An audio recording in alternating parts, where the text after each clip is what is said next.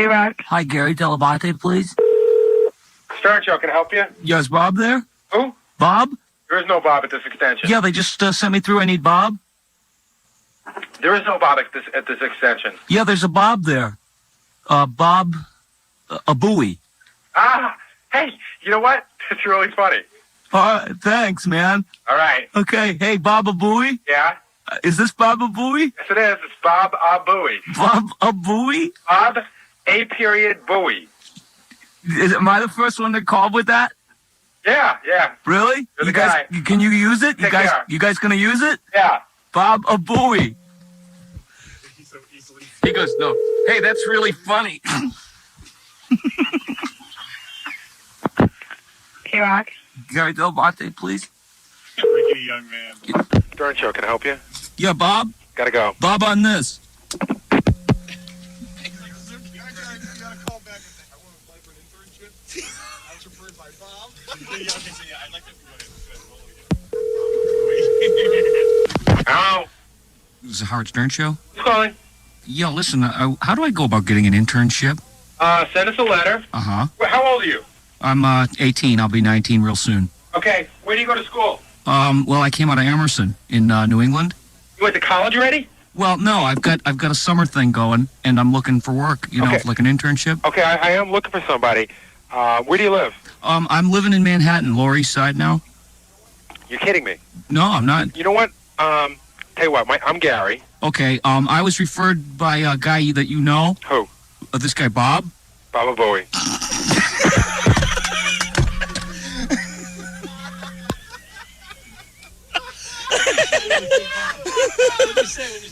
Baba Bowie. he wouldn't go. He wouldn't go. Bob who? Stern Show, can you hold, please? Mm-hmm.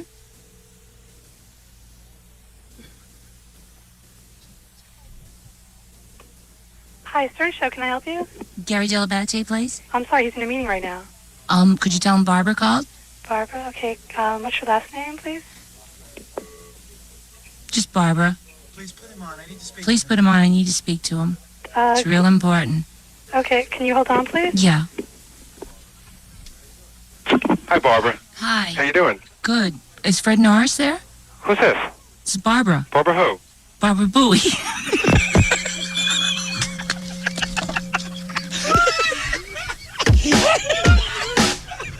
I just read a commercial. I have no idea what I read.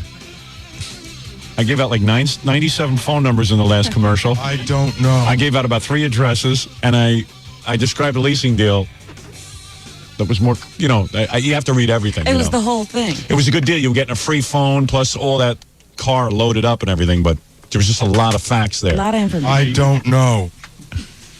Who better to give it than you? Yep. A master at sales. Mr. Credibility. Hey, Fafa Foley, let me give you some money and you'll get me some hot waters, all right? Sure. Bowie. I like the hot water thing. For Fooey. Fooey says there's someone on the phone for us, Robin. Guy who made a phone call. I'm just gonna be like 2 or something, okay? Yeah. For Fooey taking care of business. Just getting you a couple of waters. Yeah, that I know he can handle. I give him the simple tasks. Fafa Foley. Papa Bohai. He gets a little overwhelmed.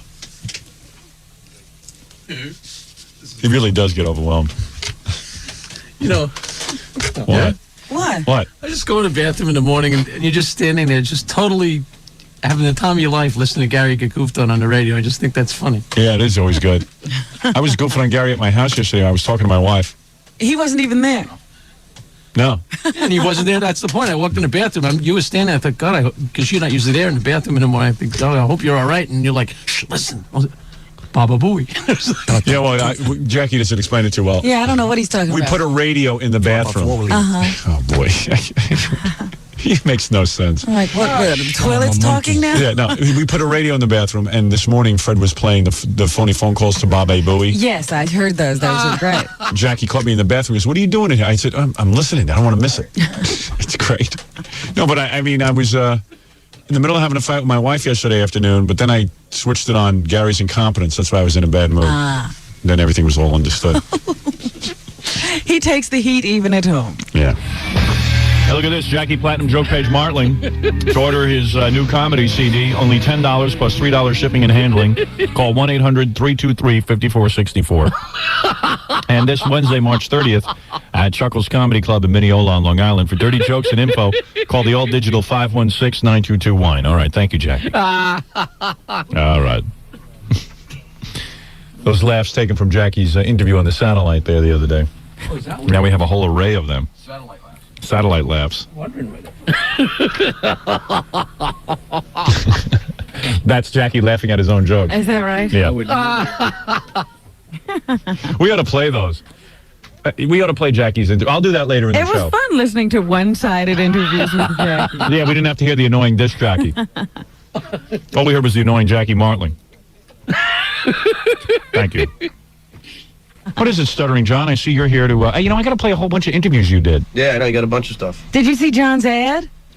Yeah, for his record album? Yeah. Yeah.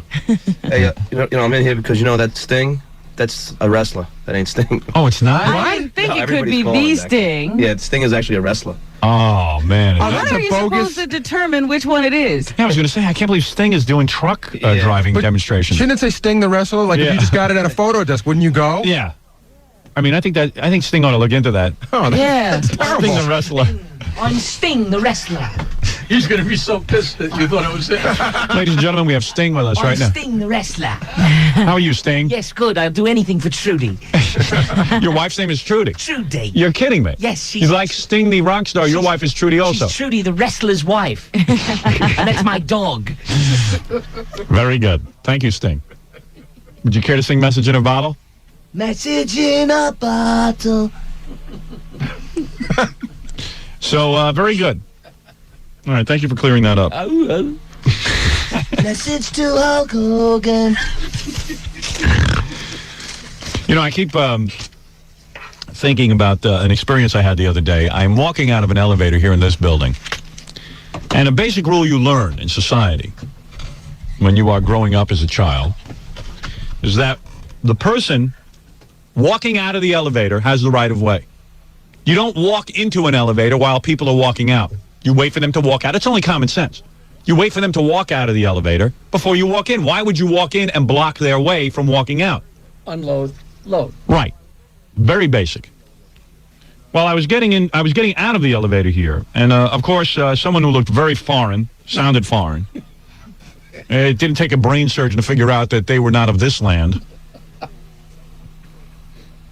The simple rule of waiting for a person to exit an elevator before another person enters was ignored. And, it really irked me. I wanted to slug the bastard. I really did, because it was Did you just, say anything at all? No. Yeah, no. I just said, you're supposed to wait till we get out. Did you say that? Yeah, and then I left. But he didn't. Oh, he no clue I was even talking to him, I'm sure. Believe me, I wanted to smack the back of his head so hard that he'd see Allah. For the first time. Hey, I see Allah. Yeah, that's right. You see Allah, okay.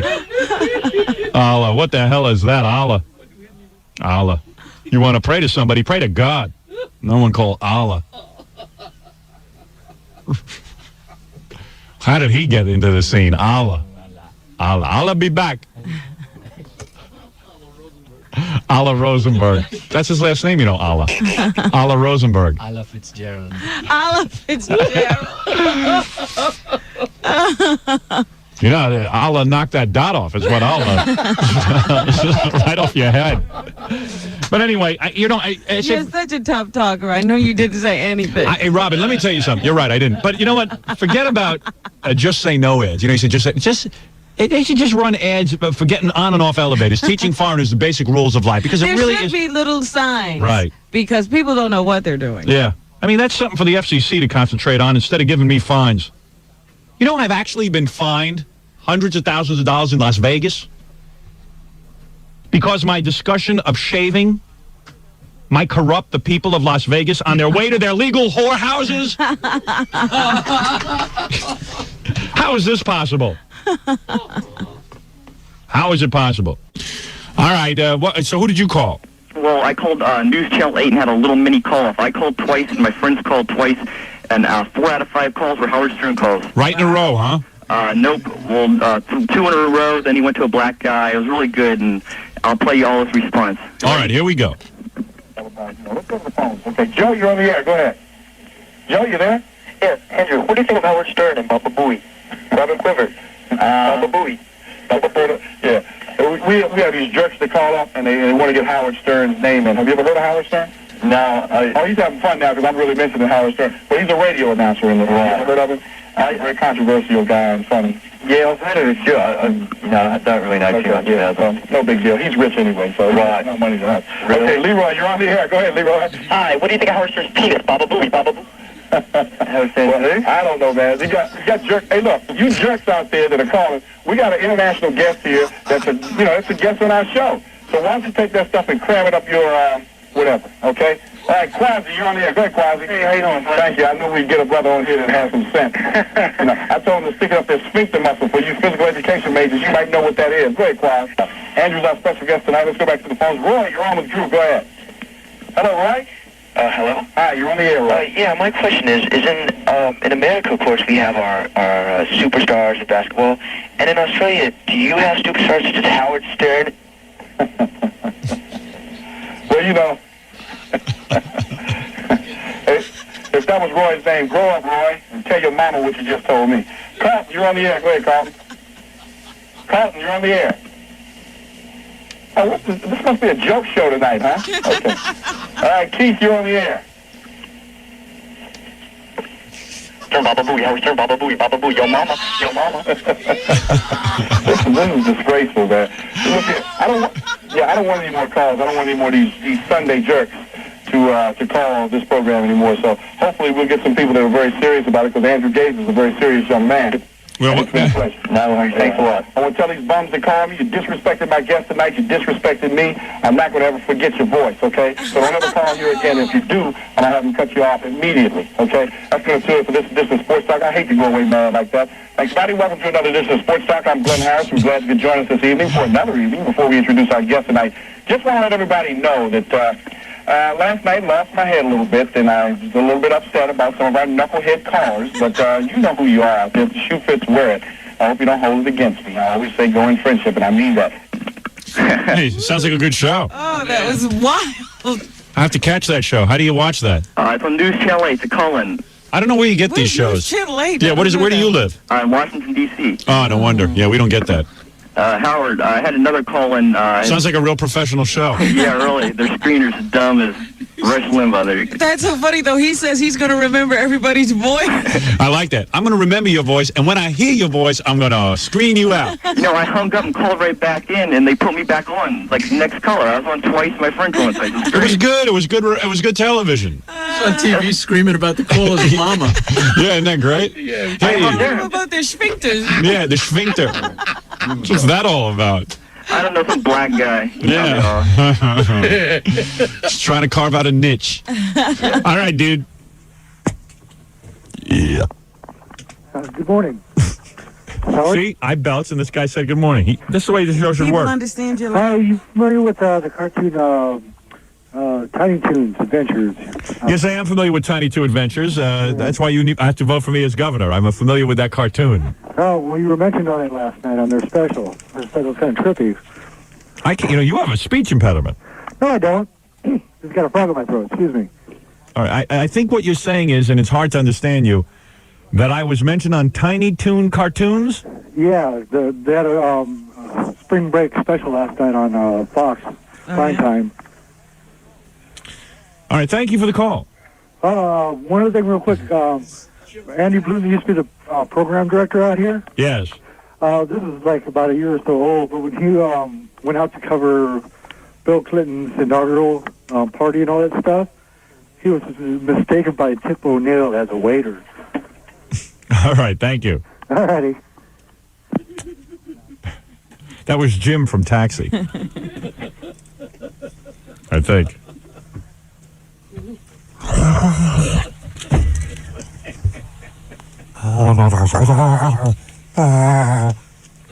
Hello, you're on the air.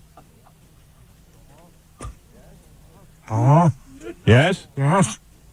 You know that you were mentioned we did it in spring break Yes, thank you. Okay. Okay, thank you. Okay. Okay. Okay. All right, very good. All right. Constituents. Ralph, you did your job. Now leave. Working on it. He's in It here. took him 25 minutes to put some plastic over your jacket. Yeah, did you see that? He's like the slowest moving human being in the world. This is what it's like at your house, I guess, when he's now finished whatever he's supposed to do, Yeah. and he's supposed to get ready to leave. And he doesn't leave because he has to pack up for over 2 hours. Do you pay him hourly? Is that what it is? No, I pay him a flat fee, but it's like, you know, it's just like a lot of He times just I loves don't to want be him around. around. Yeah, I don't want him around because he just hangs around after I, you know, Ralph is in charge of my clothing and my hair and my makeup because, you know, when you make a lot of appearances, you want to look nice. Get my stuff together here. Yeah, but it's always like a 3-hour operation to get your stuff together. It's just, you know what you put on me? Pancake makeup and a blow dryer. That was it. And we could do this when the show's over. Yeah, because you got to hang around and do something. You're going to trim my beard anyway. Oh, he trims your beard? He says he's gonna. He says I did it bad, so. So if you're going to trim my beard, why don't you just go mellow out somewhere? Wait, can he find jobs? Yeah, he can Yeah. find, as long as he's in the room There's with me. nothing wrong with your beard. But he's just telling you there's nothing wrong. He trims my nasal hair. I bet he does. He does. What do you mean, bet he does? Look, now he's embarrassed. Look at that face. No, it's the big deal. He serves me. He serves me. He doesn't want people to know he trims your nasal hair. That's personal. I do what I gotta do. I bet he keeps it in a bag and shows it to women. My valet. Yeah. Hey, one thing about Ralph, man, Baba Booey didn't pull that guy off me. Ralph did. Did he? Ralph saw my hair being tugged, and he's in Well, charge that's of my his hair. main job. Yeah. Funny thing is, that guy did a better job than Ralph. I saw my work being threatened. He's watching that hair. What was that story on that guy? He was pulling my hair It was out. weird. He Was had that that old black guy? He was a little white guy, a little Jewish-looking white guy. And he had like his eyes were glazed over. He had like corny. He thought it was your coat. He thought I was Schindler. Did he have glasses on, or did he just have foggy eyes? He just had like that white film over both of his eyes. Maybe he saw your teeth, Ralph, and then he just That's it. Drove him crazy. maybe some film formed over his eyes. God, I don't want to see anymore. I wonder what was he doing? He was like reaching up and why was he grabbing my hair? He wasn't like it was the weirdest thing because he didn't have like he didn't look excited or anything. He just like looked up and he's a little short guy and he just started like reaching up and grabbing at your hair and I grabbed his hand and because he tugged at it. Yeah, it was like a jolt in my head back. I got whiplash. Yeah. It's hard to campaign. That's why no more Should have wrestled him campaigning. to the ground. Well, you're going to have security. Where's your Secret Service now that you've declared? Yeah, I had Ralph. Did you talk to those Libertarian guys about that? Oh, sure. Hey, look, my earring fell off. Oh, no. Ralph, you'll fix that later. Yes. It didn't get yanked out. It just fell off. Hey, seriously, Ralph, my nasal hairs can use a clipping. It's been a while. I don't think I have You the wanna- nasal hair scissors. You want to with do me. that on the air? That's something we do. That's something we do privately. Is that It's a right? very weird thing. Yeah, he gets all weirded out. I when he- can't believe he start takes doing those funny-looking scissors and sticks them up your nose. Yeah. But then you have to make that like you I got have to to like spread eagle my nose. your nostrils. Yeah. And he goes like- Really? I go like this. And he goes way up my nose. I bet he's in heaven.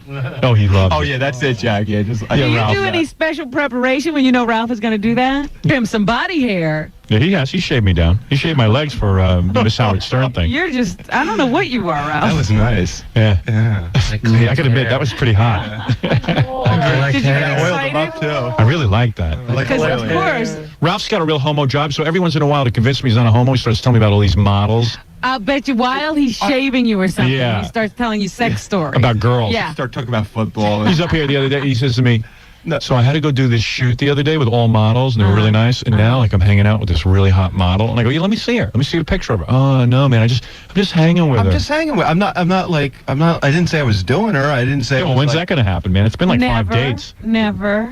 You know, Ralph must have something pretty good going because he met that girl at the Aerosmith concert. Yeah. And she called looking for his number. Right. And she left her number and he never called her. Let me ask you something. Did you see that girl? You see how beautiful she was? Yeah, he never called her. You ever think Ralph's a homo?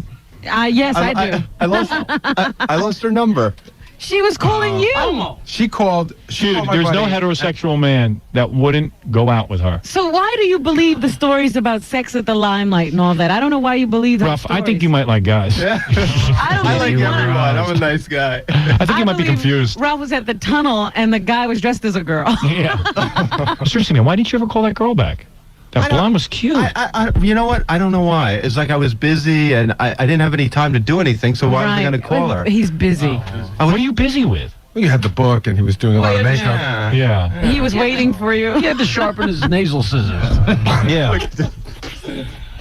Ralph's having a press conference. Yeah. I got like 6 microphones flying in my face. I don't know, man. I don't know. You know what? I mean, you know a what guy, happened? I got the number. You and I always was dig busy, chicks, and you always tell me how you dig chicks, but then that blonde, I can't figure you out, man. I mean, you know what? You know what happened with her? I was busy. I couldn't call her, and then it was like 2 weeks, and it was like too late to call her. I mean, you must get a lot. Either you're homo or you get a lot of women. Hold it. What? I remember the time that this occurred. We went to that Aerosmith concert. Right. What was going on that made you so busy? Yeah, what was going on? No. I wasn't busy at the concert. I'm saying, like, after I got her number, Gary got me her number. No, wait a second. You got to say something. She called a friend of mine and said, "Who was that guy with Howard? Can you give him my number?" Now, there's a girl going out of her way looking for Ralph. She is really good looking. And he's too busy for a phone call. But what am I going to do? Call her and say hi? I don't have any time to do anything? You start ratting with her on the phone. I mean, you didn't have one night free to go have sex with her. I don't get you, man. What do you need to go have sex with her? How do you know I'm going to score? You don't have to be anywhere. If a girl's calling for your number, I think you're going to score. Yeah. I don't get you, man. Ralph's acting like he has to be somewhere at 9 every morning. He'd rather be with you, Howard. Yeah, he can't be out I was yet. busy with Every you, night, You're due he's for out. another trimming. You're due for another nasal hair trimming. I don't talk like that. Howard, can I come to your house? I don't know, dude. Cook Am I being sauce. quiet today? I got some new trunks. Yeah. I just made a new tape for you. I want to shave your legs. We're not doing Howard Stern, but I'd like to shave your legs. Is Ralph that good looking that women should be calling up for his number? No, he I can't was figure next it out. to you. I get better looking next to you. You do? Girl thinks she's gonna meet you through that way. I'll admit that's always a help. Standing next to you always helped. Yeah, she would have helped me. Because if she saw Ralph this morning, oh my God. With that rag on your head. Ralph is with that fake hair on your head. Well, my big hair looks better than that rag. My rag comes off. You still look bad. Sweetheart. Two girls fighting. I know. We're having a cat fight. You've never had sex with a guy? Oh, no, man. No Come way? on. No. Well, what do you consider sex? Really? Not even in junior And high nobody ever even did it to you. All right, maybe that happened. All right, Robin. All right. You know, Dude, I don't know how you turned on that blonde. You get it on with one guy and suddenly get a reputation. All right, Rob, why don't you go wait for me so you can trim me? I'll sit and wait to trim you. All right, because you're busy. I'm very busy. Yeah, get Too my busy to call that girl. Get my coat off the floor. It is. Go hang my coat, and then I'll be with you after I do the news. All right? Give you something to do. Can I hang out in here with you? No. Because you stare. Yeah. Go sit in the ladies' room. I know. He hasn't had a girl since you started dating him. You know that. I know. I'm his girlfriend. You don't want to cheat on you, man. It was warm outside, wasn't it? Yeah. It was nice. 65. Spring is here. Yeah, Jetty. Hey, I gotta get that Jetty get together because in the summer it's so great, man, to just jump in the water and swim out there. Time to scrape the barnacle. We all love it. We all, yeah, there's a we, there's a whole gang. Commune. Whoa! I was laying on the jetty having a beer, relaxing. And then I jump off the jetty and swim back to shore. Putting on the sunblock. Oh, I fell asleep in the sun. Felt great. All right, let's do some news, Robin. Wow, what an exciting morning, huh? I hope the audience enjoyed it. I know I did. Belzer on a roll. We're happy to see him doing well. Not too well. He's just doing fine. You know, I don't think it would be a great world if Belzer was doing real well. What are you going to do? Like, say in 2 years, I'm like a huge. Although I did tune in. I watched Heart to Heart Friday night. Yeah. You know, I caught it because all of a sudden I saw Belzer doing a scene with that guy, that good-looking guy. Yeah, Robert Wagner. Great guy. He's aging well. Belzer actually looks better than Robert Wagner now. Now, wait a minute. Seriously. I'm a little older than him. I'm glad to see Robert Wagner falling apart a little bit. Robert Wagner had aged well in the first series. Yeah, we supposed to be He getting... was already old then. He's not old. Are we supposed to be getting aroused over Stephanie Powers? Whatever her name is? Stephanie... Now they're all beginning... Yeah. They're all beginning to look like the guy who takes care of them. Yeah. That hurt. I said, Max. Hey, Mr. Hart. What? Mr. Hart. He's still calling them Mr. They look like brothers. Yeah, Mr. Hart. Now wait a minute. What was that? How do you like your eggs, Mrs. Hart? Yeah. Help you solve Lionel Stander. He's like 151 years old. Yeah. But you did very well on that show. I had thought. fun. It was good. Yeah, you were acting pretty good. Yeah, It appears that Belzer's getting hot. It took you guys like 10 years to finally cop to the fact that I can act. You know what it was when you were in that really bad movie, that Boy Scout movie? That wasn't a bad movie. I thought you. Oh, Belzer, admit it now. You're on a It roll. was a children's movie. What, children. Oh, Wasn't now it's Raging a Bull. children's. Oh, now it's a children's movie. You got to cop it, please, somehow. But anyway, the point is, I didn't think you could act in that. Really? Because it was such a horrible movie. Aw. It didn't look like you could act. Sorry you felt that But way. now you're doing great. Thanks. Now I think you're looking good. Well, Homicide. Yeah. I didn't even think you were that good on The Flash. Now I think you're good. I think you're good on Homicide. Right. I like you on Heart to Heart. Lois and Clark. I like you on Lois and Clark. Oh, all right. It's a little So like- I'm getting better is what you're saying. I mean, in Jewish Inspector Henderson, I couldn't buy. But Listen, you, if you don't put down that kryptonite right now, I'm gonna lock you up, you bastard. there you go. Anyway, so the Bells is on a roll, and I'm happy to see it. It's a limited role. I like it. A limited role. Yeah, it's not It a role. hurts you that I'm doing so well. You're doing okay, which I like. If you were doing really well, it would depress me. But here's why you're a friend. You don't want me doing bad. No. You just want me doing okay, not great. Good enough Okay, so we all want to keep having you on the All show. Maintaining a I career. appreciate that. Bells are close to retirement age anyway. A few more years. A few more years. Out and the that's pasture, it. I'll be in France. It's true. Sucking down 49. those Bordeaux's. Yes. If asked, would you do James Bond? All right, Robin, let's do some news. Belzer I is do here. the Jewish James Bond. I don't even Put that understand what rocket that away, Mr. Goldfinger, and give me a discount on some of that gold. All right, listen, Sorry. Robin, let's do the... Sorry, I'm doing anti-Semitic jokes here. Go ahead, Robin. First of all, I just wanted to read you something that was faxed to me from the Albany papers Uh-oh. about your candidacy Good. this morning. I would appreciate that. The State Libertarian Party's executive committee has decided to ride the wave and back Howard Stern Wow. for governor, Yes. though the decision as to where to hold a convention will depend on your appeal, Howard. Governor Cuomo, who is able to... This is his game plan. He wants to win this election so he can appoint himself As Senator the of New senator? York. That's right. Stan Lundeen, his long and faithful servant, will then become the governor. Now, who is Stan Lundeen? I don't know. He is going to be your next governor if you vote for Governor Cuomo. Stan Lundeen, he's a Chinese. If you vote for me, I'll be governor. Make state very safe. that's why there's no Oriental governors. You notice that? Very safe state, very safe. Their campaign speech all sounds like that. Uncle Lundeen. Yeah, right. They're not taken Sounds seriously. like you're taking an order. Yeah. What do you want? Very good, very good, very good. Very good. Civil rights, very good. Oh, civil rights, very good. Oh, have the civil rights. Well, listen to this. John Montier, Have a road crew work at night, very good. Oh, road crew at night. Oh, who is very the good. local Albany Libertarian, Howard, he Yes. said he has no interest in helping you or organizing a convention for you at the He next. very jealous, very jealous. I am not interested in promoting Howard Stern, and that's what it would be, the Howard Stern Show. Who said this? Montier. Who's You that? know, Montier Williams? I am not Montier Williams.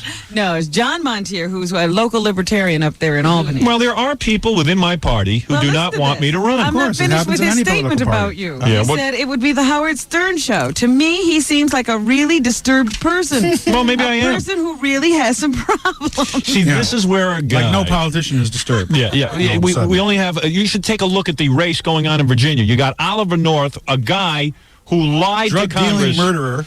who is a... Thank you. He is not a drug-dealing murderer. I'm speaking euphemistically and satirically. No, let me talk for real. Okay. Let me he's a tell you drug what dealer. he is. He's a not a drug dealer. I know. Let me tell you what he is. Look at his diary He's a guy... sometime. The tons of cocaine he shipped to America. But go ahead. That's Belzer's opinion. What I am saying that he is a guy who lied to Congress. He was involved in paper shredding activity. This is a guy who should have gone to jail. I don't know how the hell this guy got off. I don't understand it. And Rob. And then you got the other guy. Nude rub downs. Yeah, nude rub downs. And cocaine parties. Thank you. Now, you're going to tell me that here I stand before you, an honest man. Yeah, okay, I talk about penis and vagina. But you I don't think don't do that's wrong. drugs. I don't do drugs. Not You anymore. never had a nude rub down? No. Well, G-string. They come always have on. G-strings That's on. true. All Wait right. a minute. I don't know what No, was going G-string. on. I never saw it nude. I don't know Girls what were was nude. going The girls were on. nude. The girls were nude. All right, I admit take that back. Okay. All right, I've had that. All right. But no here drugs. No drugs. And no lying to Congress. Right. And here's the point. All right, I'd like the Congress. All right. But anyway, All right, no here's drugs. here's the point. All right, I did drugs years ago. Never mind. He's just a good guy. Right. All right. So here's the point. Here is the point. Here is the point. At least you have with me a guy who admits his limitations. Here. I say I can do 3 things for you. Listen to this, Howard. Yeah. James Ostrowski, he was the guy who thought he was the front runner of the Libertarian Party he must be upset. until you came along. Uh-oh. And he says that the party is selling itself out for $15 membership fees. He's jealous. Tell him to get a radio show, this guy. And Howard will take over. They are encouraging the candidacy of someone who is offensive to the vast majority of people in New York State. That's not true. How does he back that up? I don't know. This is all slander. He make a very slender statement. We gotta sue him. Then we get more publicity. But Ludwig came to your defense. Von Beethoven.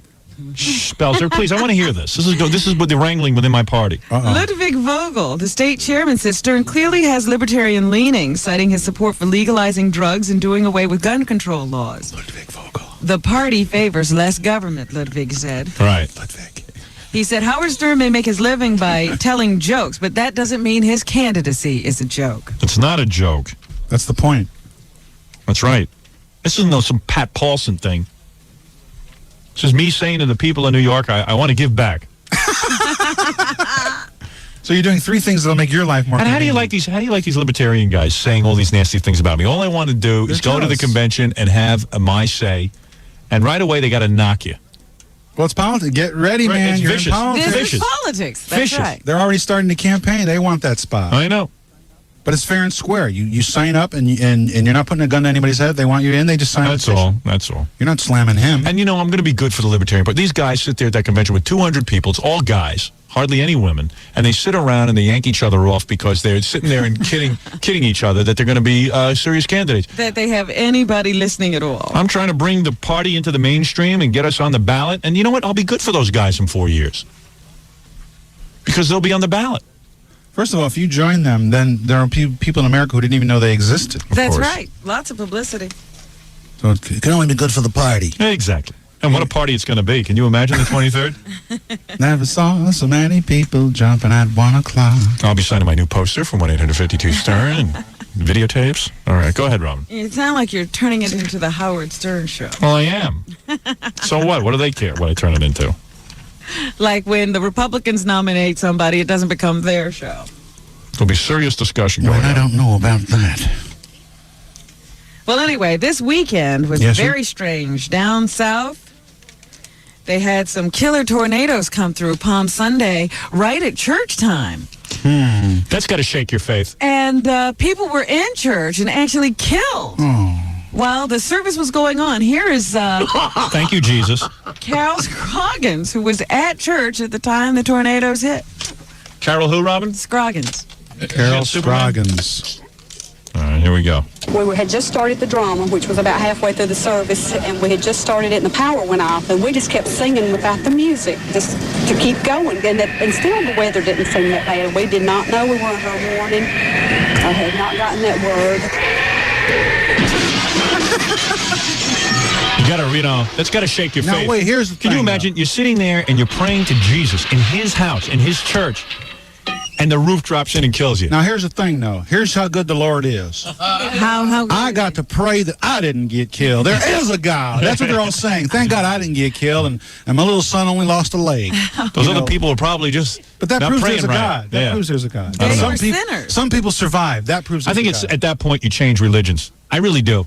Or get a new contractor. I don't know. To build a better church. But you know why I came You would think, but prayer is supposed to, be answered. What kind of thing is that? I don't know what God was thinking of yesterday. Works in mysterious ways. What was that? He works in mysterious ways. That's what they always say. It damaged several churches, as a matter of fact, including the Goshen Methodist I guess Church. the synagogues were spared. But ladies and gentlemen, when I don't want to say anything. Where 17 people were killed and 90 were injured. Here's an unidentified man who says what happened to him at his church. The glass started breaking, and this wall on this side just blew in. This side of the congregation, then the roof fell on the other side. So it just totally caved in. Anybody stand up and say they were going to, become Muslims or something? I thank God that everyone wasn't killed. The Lord is so great. Yeah, I wonder what He didn't kill everybody. I mean, this was that's Palm what they Sunday. say. That's what they're saying. The Lord's great because everyone didn't get killed. They always find some positive thing in the most disastrous thing. Yeah, because this is one of the most holy days of the year. You know, they're in there celebrating Palm Sunday. And the church gets blown down. Well, I don't know. God made it so the building fell on their heads, but they didn't feel a thing. And Yes, that's it the took them sweet- quickly. It took them quickly, and that's the sweet thing about When the Lord wants you, it don't matter where you are. You right out the door. That's all. Jesus. Well, the first woman said we were just in the middle of the drama. What in the heck is going on in church? A drama. Everybody sounds like the guy from Andy and Mayberry. Well, it was Alabama. Palm Sunday. Yeah? Yep, we must have been using the wrong palm. That's right. But, you know. The Lord wanted you to be pounded into the ground like a 4-penny nail, didn't he there, Gomer? He took Gomer to the sweet by and by. Well, here's natural sound of, the tornadoes touching down. All right. Really?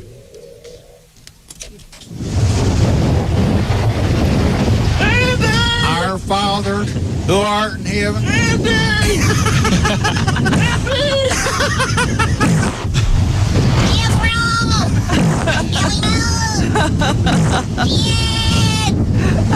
Hey, there's the Beverly Hillbillies. Luke Devine. There's Dorothy and the Scarecrow. And your little dog, too. Boy, that was a scary sound. Can you imagine that was nature? Yeah. You know what that sounded like? Remind me of the time the crowd went storming out of Caroline's during a Belzer show. To go to see my latest movie. To see your movie, Yeah, right? of course. That's right. They just saw the show and they couldn't wait to see the movie. Ran out of the wait a minute. club to see the movie. Everybody took off. What else is in the news, Robin?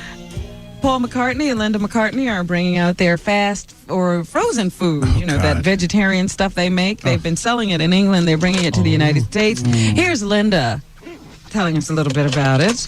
Now that Yogo's gone, I'm the one that run the beat. I'm sorry.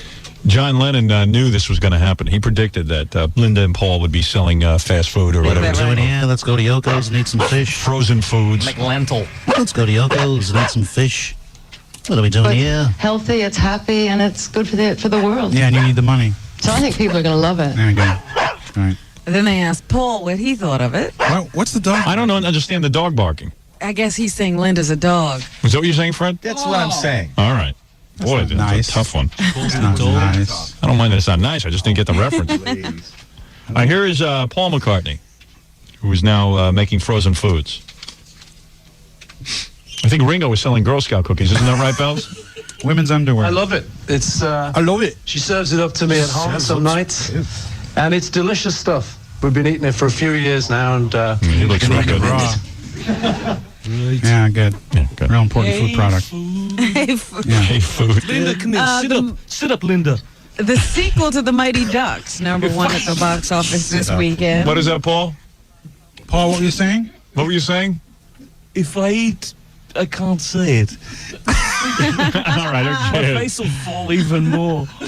All right. All right.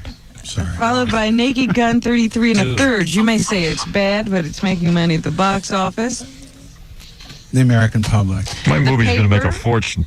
Who would I play in your movie again? You play Richard Belzer. Thank you. The Paper was #3, and Schindler's List. That's the movie where people go in and they never come out? You play Schindler. That hurt. My wife was yelling at me this weekend because we hadn't seen Schindler's List. I said, I have no desire to see Schindler's List. But what, I have to go see that? What is that, my obligation as a citizen? People make this like you have to go see it. What do you mean I have to? Jew, you're supposed to go see. Half Jew, half schmoo. I'm not going anywhere. Half schmoo, Do you that's know? the reason. Yeah. In Jordan, they have banned Schindler's List. They say, we're tired of these movies about how bad off the Jews have been treated. Yeah, there's a lot of We want to see a movie about their misbehavior. Yeah, there's been a lot of movies about Jews dying in the concentration camp. Hundreds of them. Yeah, haven't there been a lot of movies like that? Well, Yeah, they were tired of these movies. Tired of comedies. Now they're doing a sequel because, Oscar Schindler lost all his money after the war, so the sequel is Schindler's Pissed. It's coming out Very nice. after it's my wife's joke. Yeah, your wife's real fun. Blame her. Blame Blame her my when wife. you don't get a laugh. Yeah. Now he's blaming his wife. That's the lowest, Belle. That's the lowest you've ever I'm got. sorry. Oliver North said that joke, and Bree Walker may be in trouble. You know, she's the Los Angeles anchor Yes. of the news who has no hands. And feet, Robin. She has little stumps. Well, you don't see her feet on the news, so I thought people might miss her hands.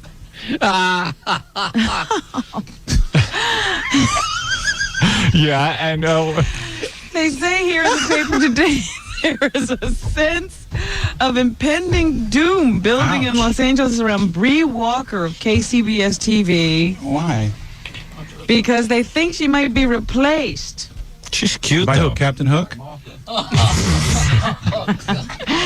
They think Sorry. they're Sorry. going to hire Ann Martin How many hands does from she have? KABC TV. I think she has both her hands. She has both her hands, but her boobs are falling off. Now, wait a minute. And replace Bree with her for a reported $1.3 million salary. You know, this Bree Walker is terrific to look at. And the thing with the hands is terrific entertainment. She shuffles those papers. You watch Bree Walker, right? Yeah, I don't. And you ever see when she shuffles the papers at the beginning? Show off. All right. Show off. I couldn't shuffle papers that fast, and I've got all my hands. Oh, she has like a thumb. She tied my shoes once. It was Really? amazing. Yeah, it Are you was serious? amazing. Yeah, it was incredible. I shook her hand once. Seriously. She was a disc jockey. She was looking for work. I was a program director. And I didn't realize, I had met her for the first time, and I went to shake her hand, and it was just like, I grabbed like a club. Did she put it out there? Did she Yeah. just go for it? Yeah. For the car. And it was weird. It felt very silky, too. Her hands are very silky. Like a craw. All right. No, I'm being serious. And I didn't know what to do, but like I was cool about it. Like I grabbed onto her wrist. Belzer acts like Grabbed he's her not elbow. interested. Yeah, Belzer's totally interested. Tell me about that off the air, will you? About when you shook her wrist again? Yeah, I want to hear that What are you part. doing? Wait a minute. Tell me again. Okay. Yeah, Belzer, we'll talk about nothing. You're a Nietzsche scholar now. You want All to right. talk about nothing. Nothingness. Nothingness. Robin brings up something. I'm going to talk about it. Dennis Miller's talk show on HBO starts at midnight Yeah. on Friday. It's just him, no April guests, right? 26th. No, he's supposed to be having guests. Oh, yeah? Who's his Yeah. guest? I don't know, but they say a guy named Mark Miller will be booking guests for the show. Oh, good. I didn't know he was going What to. time's it be start? It's going to be at midnight on April 26th, the debut show. It'll be canceled at 12:01. This will be the fastest show in HBO history. Have you seen the promos for it? No. No. What do they do? They just, close-ups of Miller's face telling good. jokes like he's going to be doing stand-up on the show. Oh, good. That's important. Yeah, great. Yeah, sure. Yeah. They say, Run out of material in 10 minutes. Yeah, great. Yeah, great. oh, this is a funny story. Okay, let's hear it. In Sioux City, Iowa, Yeah. You know, if I was at HBO, my What? promo for the Dennis Miller show would be, watch it while you can. I mean, it's all these things about him being taken how off the long air. could it last? You remember his last show? Watch it while you can. This will go even faster. So you're in Iowa now? Sioux City, Iowa, Bobcat Goldthwait, Uh-oh. Was he arrested? Does he have a talk show? who played a deranged cop in the Police Academy movies, was detained by police Thursday after a grocery store clerk accused him of shoplifting a pack of Rolaids. Like he really needs to rob Rolaids. Well, sometimes shoplifting's a problem. Indigestion! What was that? Indigestion! Well, why do you steal? Because I didn't have any money, thank you. When the clerk said she wanted to search his pockets, he told her he would rather have dinner and drinks first. That's funny. That's a good That's one. funny. Doing material. I and left stuff. my money in my other life. Thank you. Needless to say, that didn't get a smile out of her, and she called the cops. Goldthwait, What? bitch! Goldthwait was released, and no charges were filed after police searched him and found nothing. Not even anything resembling a pack of Rolaids. That's right. Employees at the Cub Food store apologized. Oh. Maybe it was his They genitals. said he was Yeah, right. verbally abusive. He had a little roll of something in his head. Hey, there's a roll in your pants. Those must be Rolaids. He was abusive? They said he was verbally abusive, and that's why they got so upset and called the cops. You know, they just can't wanted blame to 'em. check to see if he had some Rolaids on him. Can I put my hand in your pocket? You check me for Rolaids, Belzer. That's what I've been doing for the I last won't put 20 up. minutes. Is that what you're doing? Yeah, Oh, I thought you were being friendly. In any case, Goldthwait said, when I snap and start robbing things, it's not going to be Rolaids. Yeah, right. I'm going for the big bucks. This is good piano for Hey, him. Fred, let's reenact the. I'll be Bobcat Goldthwait, and you be the 7-Eleven employee, and you sorry, check sir. me for Rolaids. I'm sorry, sir. We'll have to No, search. yeah. Put your hands in my pants. That's it. Star Magazine says that Yes? Bobby Brown and Whitney Houston are fighting. They had a big fight Big deal. at the Soul Train Awards. They did. What did they fight about? They say that Whitney had wanted to wear her clothes or security people clear out a bathroom so they could go have a fight. Well, what happened was they were at the beer fest. And meet me in the men's room she wanted to leave and he wanted to stay. Y'all clear out. Meet me at the men's room. She said, "You no talent jerk." She did? All you do is leech off me. What kind of man are you? This is the last show I'm doing with you. Wow. Is that what you said, Whitney? All you do is leech off me. I'm going on vacation for a month and you're not coming. When I get back, you might find your bags packed and on the streets. You better get that sorry ass out of here. You're the sorriest excuse for a husband I've ever seen. Really? This is in the bathroom? We'll always make more money than you.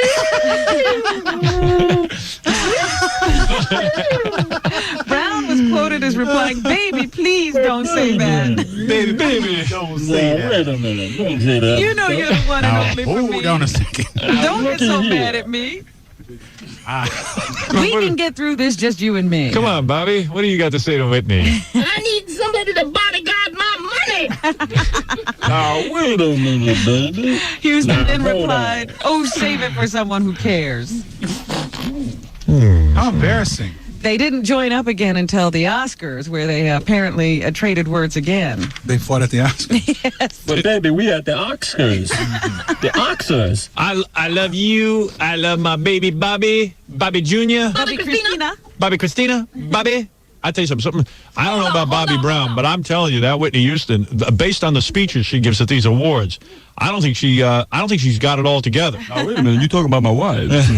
I loves you, baby. Buy me Delaware. Buy me Delaware. She is a piece of ass, though, boy. Hey, I'll tell you something. I'd like to nail that. Yeah, wear a dress, pal. Pat Benatar is a mother again for the My second old time. friend Patty. She's a mother again. Yes. What's the baby's name? I don't know, Bells. I don't have all the information. Well, I just wanted to let you I know. just asked a simple Oh, question. you're a friend. Oh, that's right. You are friends with Pat Benatar. You were in her video. We had the same manager, Rick Newman. Oh, yeah? I was in her video. When's the last time you saw her? 1951. All right, that's what I thought. There's an outbreak of measles at the Rutgers Yeah. University campus. I'm too stupid to get in there anyway. I don't care. 20 people have come down with it so far, they think. So Why couldn't it happen in they're Nassau offering Community? to inoculate everybody. Why does it happen at Rutgers, a school that has bright, intelligent students? CW Post, no measles. Yeah, no, everyone's healthy as a horse there. Queens College, no music. Queens College, healthy as a horse. Pace, nothing. A group that monitors such things says artistic censorship is increasing in the country. There seems to be an increasing move to censor by both the left and the right. Yep. The right likes to censor anything to do with religion. Sex. Yeah, the left loves to censor anything to do with, like, don't call Indians. They're Well, it's also violence there. See, Yeah. this whole violence thing is the left thing. the left is willing to throw out everything in order to get violence off TV. They say that's okay. Sex they like. The right hates sex, but they like violence. Yeah. I know, it's weird. It is weird. And my answer to all that is just leave it all alone. That's right. This is a free country. Yeah, it's called That's a all channel about. changer, ladies and gentlemen. Yeah, exactly. People are control freaks. Well, we have to worry about the children. Worry about the children in your house. And take the TV and throw it out of your house if you're so worried about your kids. Here. No one says you have to have a television or a radio in your house. I love this idea of the FCC. Well, kids might be listening. So get rid of the radio if you're that uptight about it. Or lock the kids in the closet. And why do we have to give up all our freedoms for your kids? Which is a load of bull anyway. I know. Yeah, I mean, your kids. Most of these kids are completely unattended, the ones committing all these murders and stuff when they grow up to be these deranged adults. Yeah, people come from the nicest homes and watch all the nice things, and they grow up and kill 11 people, so who knows what. I think we should I'm going to get a TV show Yeah, one day. I'm sure the Menendez kids. I'm going to offend the left. Cartoons on Saturday morning. I'm going to offend the left and the right. I'm going to go on TV and chop up an Indian, a chink, and everything else I get every one of everything. You better not do that. You better not do that. Wise guy, huh? And Shaquille O'Neal, the basketball star, now has a platinum record. That's what I mean. You're kidding. Here are his comments about Get out of here. Platinum? Yep. What? What? I'm glad. I just want to thank the people for buying my album. I'm happy. It's another dream come true. Not too many artists when they first come out. Eddie Murphy's slashing his wrist. Sell a million copies. Artists? I know. I thought that was odd that he calls himself an artist. He evidently is. Basketball artist. He's a basketball artist. We had in Eddie the Murphy must be a little upset. yeah, I think so. We had Bill Walton in here Really? the other day, the great basketball star, and he says to us, You know, I never put out albums. I never put out posters. All I cared about was commercials. I kept my mind focused on the game. I could have endorsed millions of products. $11 now. Yeah, right. I said, what are you, crazy? So why don't you endorse those? Why not? What I mean, you have to be focused on basketball. How hard is it to focus on putting a ball through a hoop? In your free time, you do a few endorsements. That's why he has $11 now. That's right. He was the greatest. He wasn't the greatest. Well, he was. He was the greatest white guy. And there's an article in the Washington Post. I think this came out yesterday, Howard. I think this is a Jackie alert. Want to buy a Bill Walton potholder, Robin? Bill Walton. He's selling them now. He finally got entrepreneurial. You're saying, what came out in the Washington Post, Robin? This article on Infinity Broadcasting and how much it makes and why it's cost effective to keep you on the air, even though there's $1.6 million in fines being levied against you by the FCC. They say you generate $15 million a year in revenue for Infinity, according to people close to the company that they know of. You're too valuable to jettison. I would say that's just in New York alone. They don't tell me they generate $15 million. Is that right? That's right. They tell me I cost them money. Interesting. Well, that's just one station, I would say. Right. That's right. Oh, we generate a lot more than $15 million. For a measly $15 million, they wouldn't keep me around. No, you're not cost effective at that rate. I better generate more than that. They're going to keep me around. 15 and a half. That's why I need your ratings. You guys drop us in the ratings. That's it. I'm out the door. No one's going to put up for me. How are the ratings? Ratings are very, very good. Very good. What else, Robin? I think, here's what they say your annual salary is. Annual salary. They said to me. Your annual salary. How much is my salary? Annual salary was quoted in this article. So the bottom line is Stern is worth all the headaches caused by his fines because his annual salary of $7 million. I wish. Jumping Jesus! I know for 6.8 million. It's not $7 million. 6.8 million. When you add that to all the legal fees and so forth, they still come out ahead. Oh, for goodness. I think they mean I earned $7 million for the company after taxes. Is that what they're saying, or I earn? No, they say your annual salary. They say subtract that from what you generate for the company and all the legal fees entailed in fighting the FCC, and Infinity still comes. Let me tell you something. Give me a Bible or whatever it is you believe in, and I will swear on it that I don't make anywhere near $7 million. Go ahead, Jackie. Give it to me. I don't know where they come up with these prices. And then I walked out. I try to get some work done in my house. People who just ready. He makes $7 million. I can't get anything done. They think I'm walking around with $7 million. I should be making $7 million if those figures are right.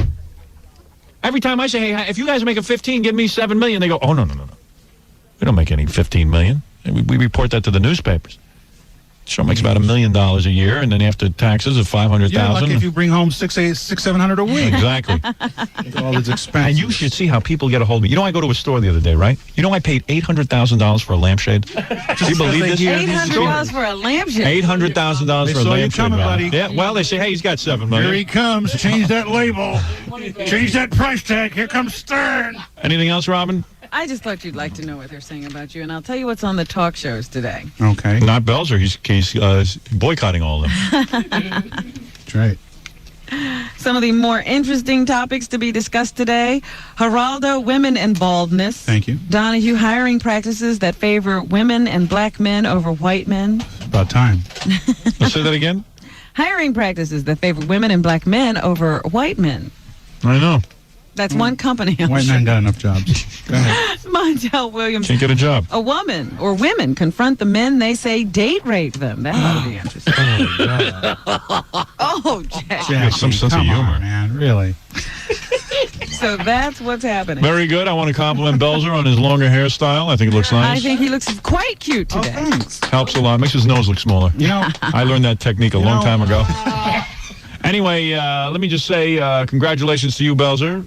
You have your brand new tape, the videotape, Belzer's Best Bits, available. Now, what do you mean Best Bits? What do you mean bits? Bits from where? Well, I did a concert at Caroline's last year for Showtime, and we shot a lot of footage. So I'm putting in stuff that was never on TV. Do you include that tremendous bit you do on the Hulk Hogan dropping you on your head? No, that's not in. That was in my HBO special. You see Hulk Hogan changed his name now? He's Terry Hulk Hogan. Yeah, Terry Bollea. No, but he calls us Terry Hulk Hogan. Yeah. It's his He's waiting to add the Bollea. That's how it was acting. Do you, Hulk, do you want to say you're sorry to Belzer now? No, come here. Let me put you in a headlock. Good actor. So if I call you Hulk, you don't like it. Yeah. Next time I'll drop you on your Jew nose. Oh. Gesundheit. Yeah. You better We don't have to go there. What is that, Hulk? I'm a great actor now. You're mad at Belzer, I take it. Belzer. Hate, kill, cut, stab, punch. Yeah, go bleach your mustache again, pal. Yeah, like someone's going to buy that. Yeah, suck on your asteroids. Okay, anyway. All right, here we go. Belzer will, if you want to get his videotape, 1-800-538-6600. I can't wipe myself. Comes with a free book, How to Be a Stand-Up Comic by Richard Belzer. Also, he'll be at Caroline's Comedy Club on April 21st, 22nd, 23rd, and he'll be recording his new comedy album, so he'd like you to come down there and be a part of that audience. Homicide has been renewed. He's on Lois and Clark. He's on a lot of shows. He's a very, very important man in show business. Oh, he's just out there. Boy, was he quiet during his plugs. Oh, yes. Jackie Platinum, Joke Page Martling. Now he'll come back to life. Now we can make noise. Yeah, to order Jackie's new comedy CD. Everyone is selling something. Only $10 plus $3 shipping and handling. Call 1-800-323-5464. And this Wednesday, Jackie doing a big show at Chuckles Comedy Club in Mineola on Long Island. For dirty jokes and info, call the all-digital 516-9321. All right. David Schwimmer of Friends, and you're listening to a man who spreads faster than anthrax, Howard Stern. Who do you love? Mother Epper? Anyway, I got a little sunburn. Hey now. Where'd you find this one? I was out at Shelter Island. Oh, you went to Shelter Island? Yeah, for a little bit. It was fun. I liked it up there.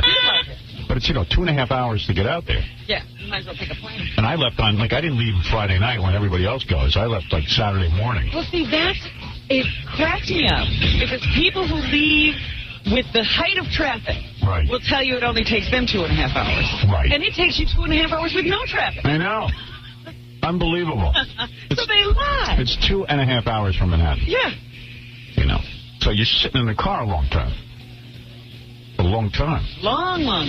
2.5 hours, a long time. Yeah. You did that one summer, right? You got a place in the Hamptons. I can see why you didn't do it. Oh, it was awful. So you only went a couple of times. That every weekend. It becomes a nightmare. I can't imagine. You're sitting there saying, do I leave right after work? Or do I wait till later? Or do I go late at night to try to avoid the traffic? And then I won't be able to get up and enjoy the sun on Saturday. Right. It's a nightmare. You have this thing going on in your head the whole time about what you should be doing. Right. And then you get out there and it rains. Yeah. Then you're ready to kill yourself. Because then you got to go 2.5 hours back. That's right. Yeah. No reason for all that. Right. I don't know. I don't get it. I was just reading that there's one senator who wants the Senate to work a full 5-day week. Yeah. Because they have it so that their major votes come between Tuesday and Thursday. So they can get out of town. Usually they get back into Washington Monday night, and they leave Thursday night. Is that for the summer or just in general? You got to understand something. These senators have set up a fiefdom. Mm-hmm. When they invented the Senate, when our country was developed, the idea of the Senate was you send 2 representatives from each state who would vote on issues and stuff, but basically they were supposed to be like working guys from the community, and it was a part-time job. It was a little thing. You'd go in, you'd vote, and you'd go back to, and you'd live in the state that you were from. That's right. And the reason you live in the state that you were from, so you'd be aware of what was going on. And this was not supposed to be your livelihood. This was a part-time job. Just like you said, you weren't supposed to be looking for your whole income from it. Yeah, and you got like a little stipend from it, because the travel expense. So it's turned into a full-time job where these guys have incredible perks, incredible cafeterias, and really it's not even necessary. Incredible staff. Yeah. It takes so much money to run each of those offices. Yeah, and most of the staff is there so that they can get reelected. So the thing is that the whole thing's ridiculous. A Senate job should be a couple of bucks. You go in and you vote a couple of times a month, and that's it. It's not like you live like a little king. Right, but they've set it up. They've kept the same hours, but gotten so much more out of it. Yeah. Yeah, I don't see any senators other than, who actually work. They're just senators. They don't actually go to work every day. Yeah. Granted, a lot of these guys are wealthy guys anyway who get elected, but the ones who aren't, listen, I never understood how Richard Nixon, when he was president, left office a multimillionaire. A better example than that is Lyndon Johnson. Or Gerald Ford. School teacher. Right. And had 2 cents in his pocket. Gerald Ford. Washington, and owned almost the whole state of Texas before he left.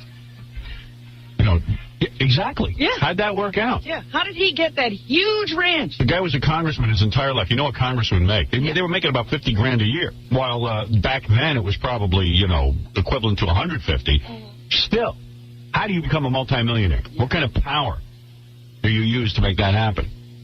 There's no way. There's no way on a $50,000 salary this guy became a multimillionaire. Same with Nixon. His good buddy, B.B. Rebozo. Yeah, or at least you know Nixon had a friend. Yeah, Nixon had tons of people just giving him dough. That's the only thing I can figure. Yeah. Oh, man, unbelievable. That's they nuts. set it up so they don't even have to be there. I don't know. I know they weren't sitting there investing with Sal, the stockbroker. It's like they were doing something. Yeah, they were up to they something. had better returns on their money. Right. All right, listen, I have to take a break. We got a big show for you today, as we do every day. And as I said, we had a big 3-day weekend.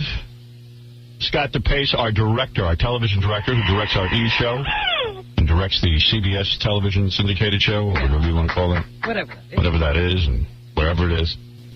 And he directs that. He had a party. Everybody said they didn't want to go to his party because it was in the middle of New Jersey with no pool. No foosball. You ended up going, Jackie, I heard. I actually was always going. When I saw John was upset that I might not go, that's why I kept saying I wasn't going, because it was making him nuts. Right. How come you can get It was fun, huh? Was it? Yeah. I heard nobody showed. Yeah, a lot of people didn't show. I mean... I talked to Anne Marie. I said, how was Scott DePace's party? Oh, I didn't go. She didn't go. Gary didn't go. Gary didn't go. Gary had... He was getting a babysitter for him. Gary booked a babysitter a month in advance, and probably it's a kid, so the kid didn't realize that it was Memorial Day weekend, so she called with the flu, you know. He canceled on him. Wow. Because I said, how'd you do that? And he was like, hey, booked a babysitter. Yeah, I'm sure, yeah. All proud of himself that he had his babysitter lined up. I said, it's so aggravating that when you have kids, your life becomes dependent upon high schoolers. And high schoolers are the most unreliable people. And you know what was really the bummer about it? It wasn't even so much that I wanted to go to DePace's party. It was just like, 5 hours without the kids. Free right. day. I said to my wife, if it rains, we're going to go sit in the car. Right. Yeah, because he was all excited about it. Now, I mean, your babysitter said she had the flu, and maybe she did, but right. Right. Yeah. For Gary, Don't be naive. get out of jail free card, like in the game. He's so happy. I would have gone over to the babysitter's house and just said, I want to see proof that you're sick. I'm going to take your temperature. An excuse me. Right. The kid must have had a party to go to. Or without party. No, she sounded pretty sick when she called. Yeah. Hello, guys. No, not like when John called. I don't feel good. Yeah, I wonder how long she rehearsed that phone call. How do I sound? Hello, Mr. Dell'Abate. Dell'Abate. And anybody else who is reliable is already booked. Right. Please. There's no last second on it. Were you bumming out heavily? Yeah. I really was. Yeah, I don't blame you. I really wanted, I wanted to get out of the house. That was like the whole, when I got home on Friday, I was like, all right, today's today, but tomorrow we'll get some time to ourselves. Right. And then when I got the call, I was totally bummed. Right. Oh, that sucks. Scott Isaac didn't show.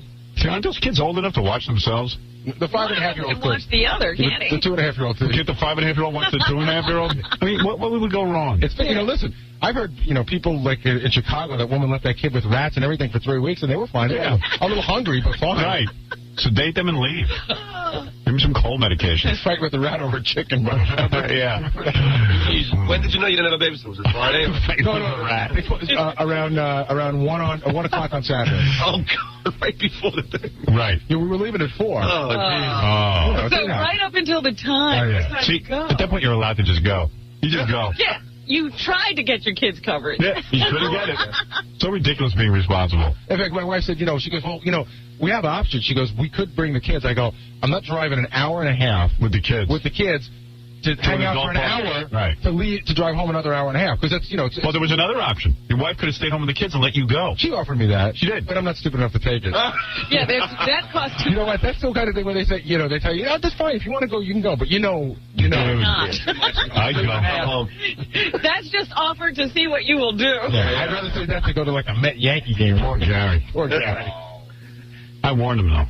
I sat him down. I gave him the lecture. How many lectures did I give you? Numerous. I was going to say, you did it more than once. Boy never listens to me. He has a mind of his own. One thing about Gary, he doesn't want me interfering in his personal life. And he told me, I said to him, Gary, back off. Don't get married. You weren't as firm with me as you were with our friend Ross. I really was. You don't realize. You yelled at him. Yeah, did I do the right thing?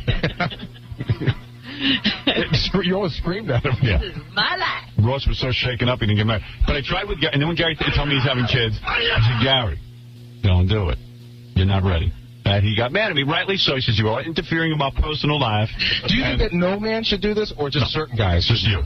No. What about John? What about, John's fine. Forget John. Who cares? No, but do you think that men... Tell John anything. I cared about you. Do you think men as a general rule shouldn't do this, or do you think it's just because I worked on the show and men as a general rule?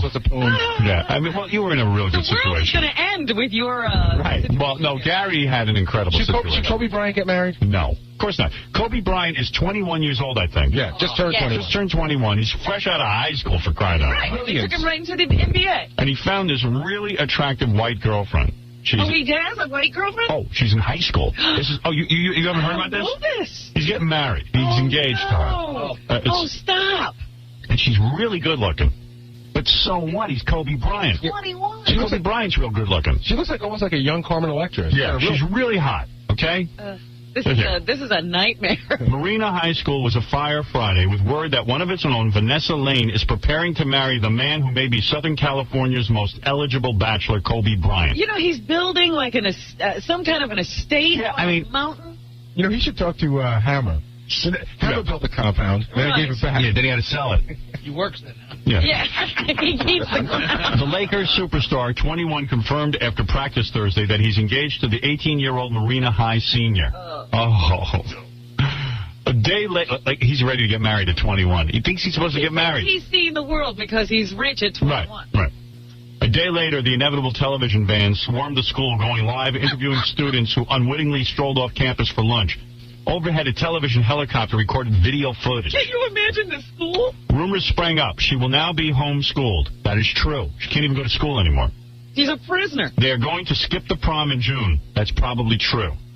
They're going to Italy instead of the prom. So 5 or 10 years from now, she can turn to him and say, "You robbed me of my child." Exactly. The school has asked her to stop wearing her 7-carat engagement ring. That's not true. They're saying 7 carat. Listen to this. It's not true the school stopped it. But it is true that it's 7 carat. Well, they interviewed the principal, who would not comment on any of this, although he was willing to comment on the size of the ring.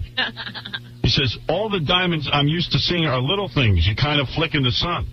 Not this one. Not unless you want to go blind.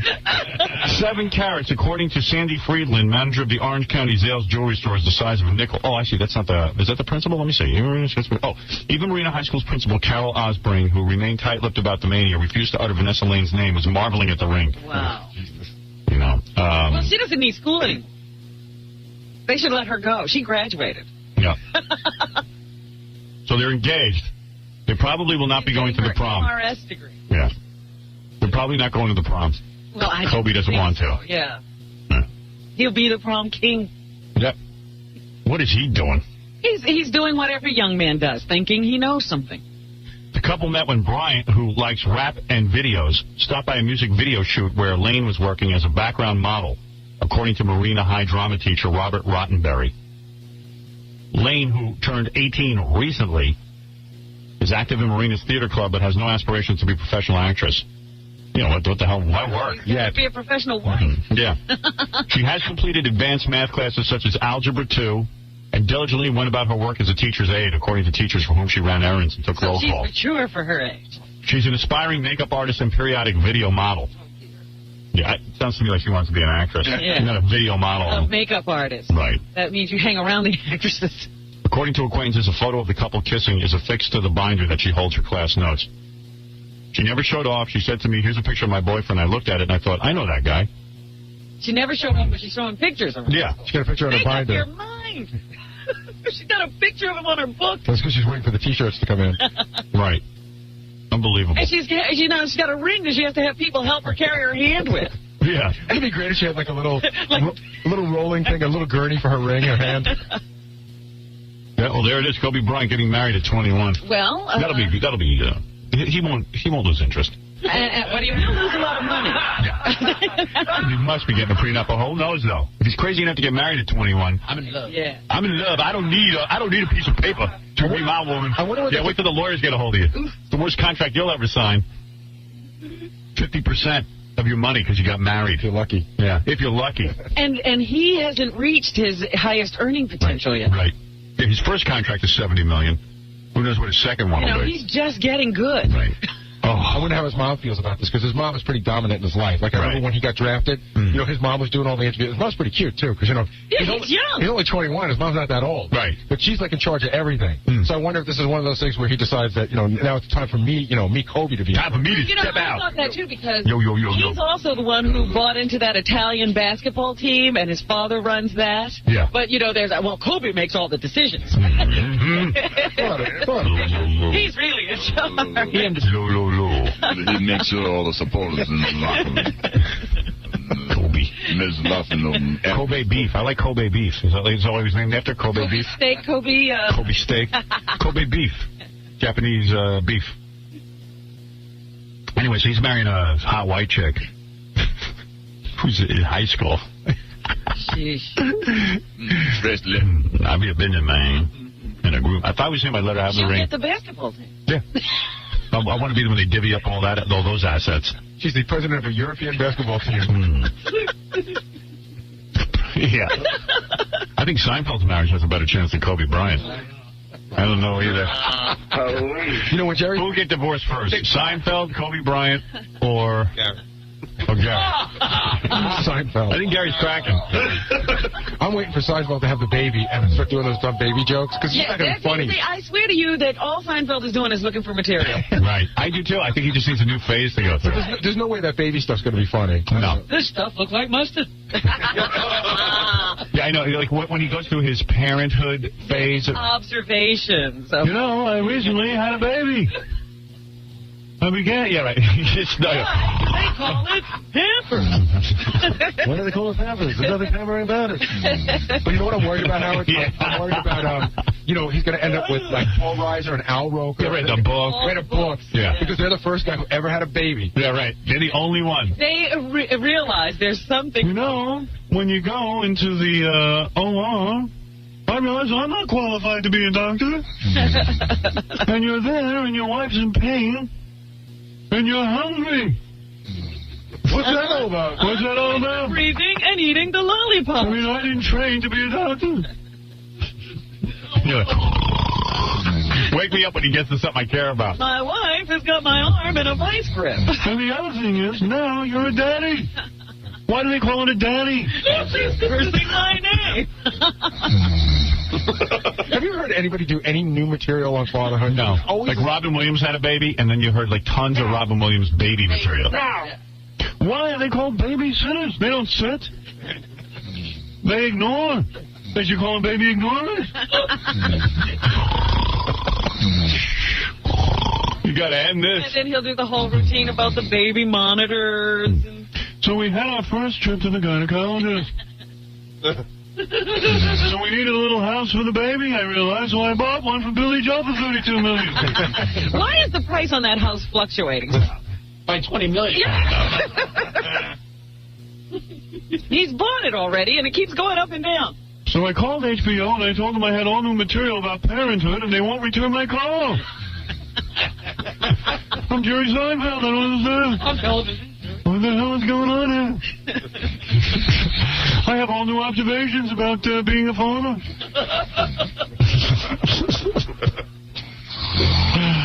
Yeah, I remember Robin Williams was on the baby tour. He said, it's a miracle, it's a miracle. But, it's so messy. Cosby did it. They've all done it. Cosby. I think Jerry's moving into angling into being the next Cosby. I give credit who didn't do it. Eddie Murphy. I'd like to thank Eddie Murphy for not having done it. Yeah, stay off stage. He kept his mouth shut about being a dad. He makes those kid films. Well, he's doing other stuff. Yeah, he's making films so his kids will think he's cool. He's doing other stuff. Right. It's in defeat.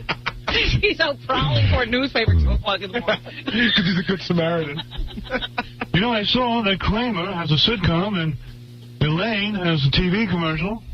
And I figured I'd have a baby. And then turn it into one of my greatest bits of material. Yeah, it'll be his next sitcom. It'll be a guy with a family. So I'm feeding my little baby applesauce. Why do they call it applesauce? It's not a sauce. It's its own condiment. Why do they call that noise a burp? So my wife says, burp the baby.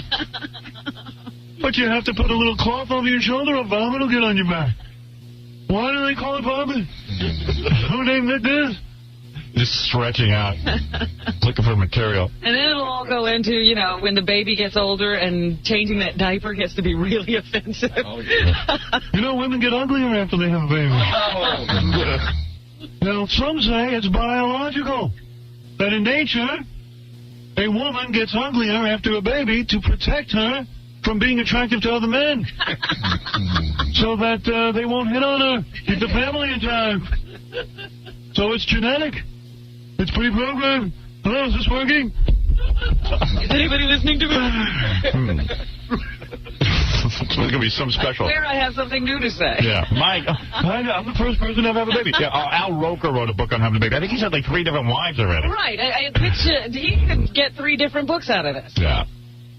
How to introduce your baby to your older child from the first marriage. A lot of women now, you know, are not interested in having a baby in the traditional way because you can't find a guy to marry and stuff. Or stay with you through the whole thing. Right. So, like, I've had friends ask me if I would impregnate them. Come on. Like a David Crosby. Did Foster do it? You mean, wait, do you have sex with them or just give them the stuff they need to get pregnant? No, just bang them and give them a baby. Really? Yeah. Yeah. Friends. Friends. But that's so weird. Yeah, I'll do it. No, I wouldn't do it. I wouldn't do it. No, I don't want that, man. No, because I was just looking. You know, Jodie Foster's pregnant again. Yeah. Well, she goes and gets the turkey baster routine. Yeah, they say they assume that this one is artificial insemination again, and they say the first woman, well, I don't know whether the baby's a boy or girl, but its name is Charlie. It was a boy. Okay.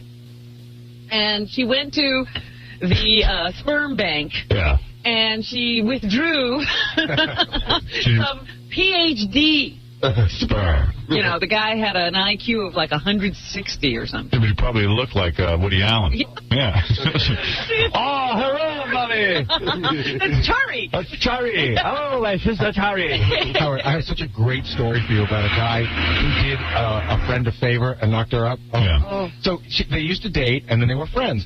And the woman just wanted a baby. Right. This guy was like, you know, he wasn't even dating her, and I think Becky was involved with someone else, but he gave her the baby. Yeah. Well, let me tell you, man, you know, she said, listen, I just want this baby, I'll be done. She used to pound on his door at 2 o'clock in the morning.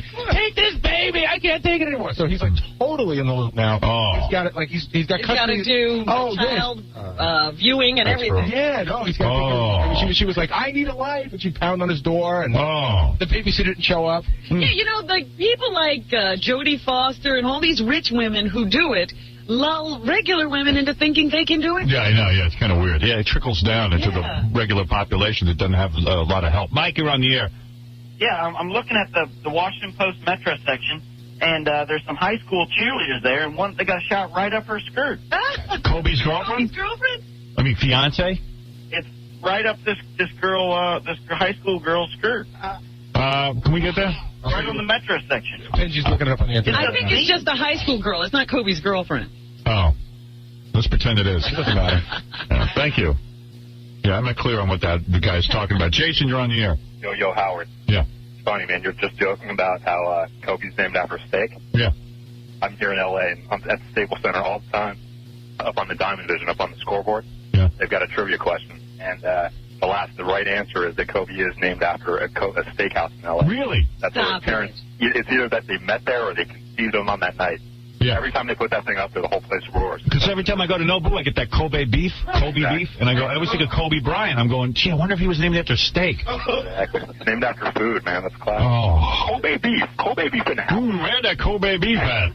Now, come here, Kobe beef. Kobe beef. Why did you just name him Kobe beef? La Kobe. La Kobe Jr. Beef La Kobe.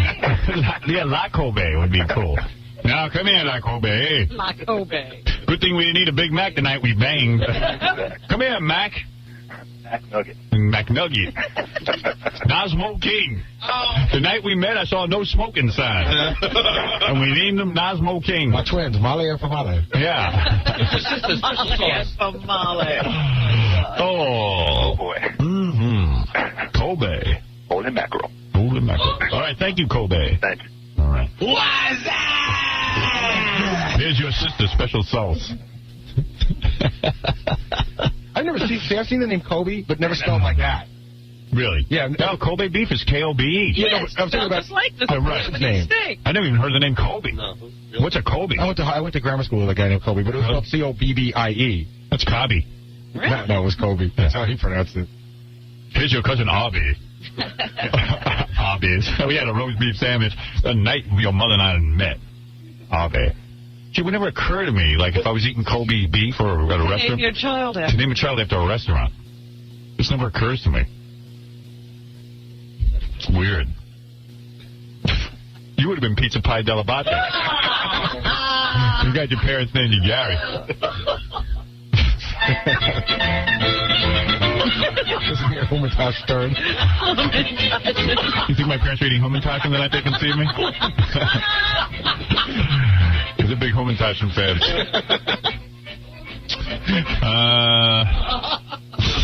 Joe, you're on the air. Hi, you're on the air. Howard, I just wanted to congratulate you on hitting some of the dock stuff.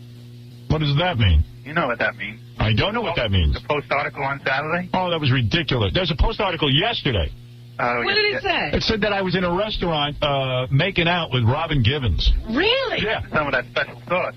I wasn't in any... Hey, let me tell you something. You devil. No. Let me explain something. I know Robin Givens from... No, that's what I mean.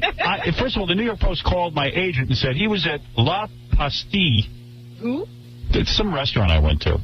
Oh, you were there? I was there with her. We've been friends. We've been talking and stuff, and we went to the restaurant to eat. There was no making out. We sat and ate a meal. You didn't use your foot? No. I didn't do anything to her. Are you claiming that you never hit it? That's what I'm claiming.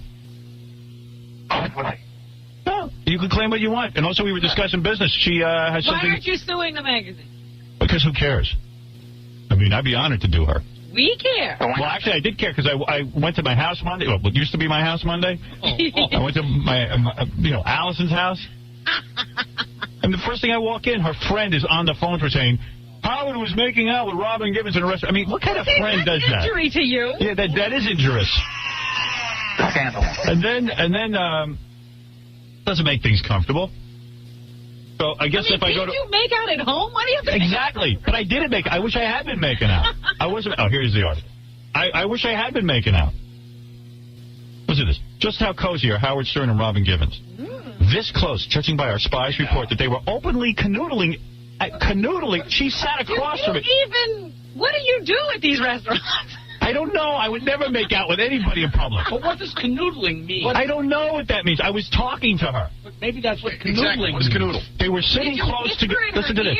They were sitting close together. I was at a table. She's across from me, and I'm sitting at the table eating. I guess if you're at the table together, you're sitting close together. Yeah. And they were sitting close together, and it looked like they were a couple.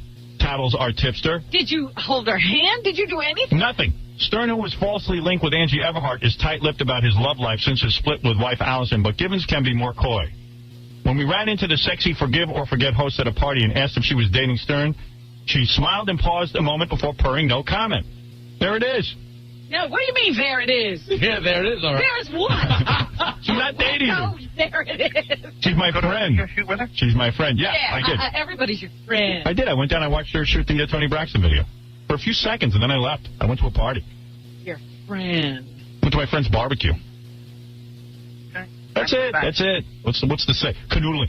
First of all, I would want to keep... Just be quiet. All right. You're not helping him. All right, where is the girl in the bathing suit? Keep digging that hole. What? 1 second. Well, here's Casey. She's in your bathroom. Wait, we ready? Hey, get her out here. Okay. Oh, How long does it begin to... Yeah, Bobby, you're on the air. Go ahead. And saving a few square inches of it. Bobby, go ahead. Hey, Bucko. Hey. Ask that earring that you swallowed while sucking on Robin Givens' ears at that seat. I'm the guy you called the Post. I'm the snitch.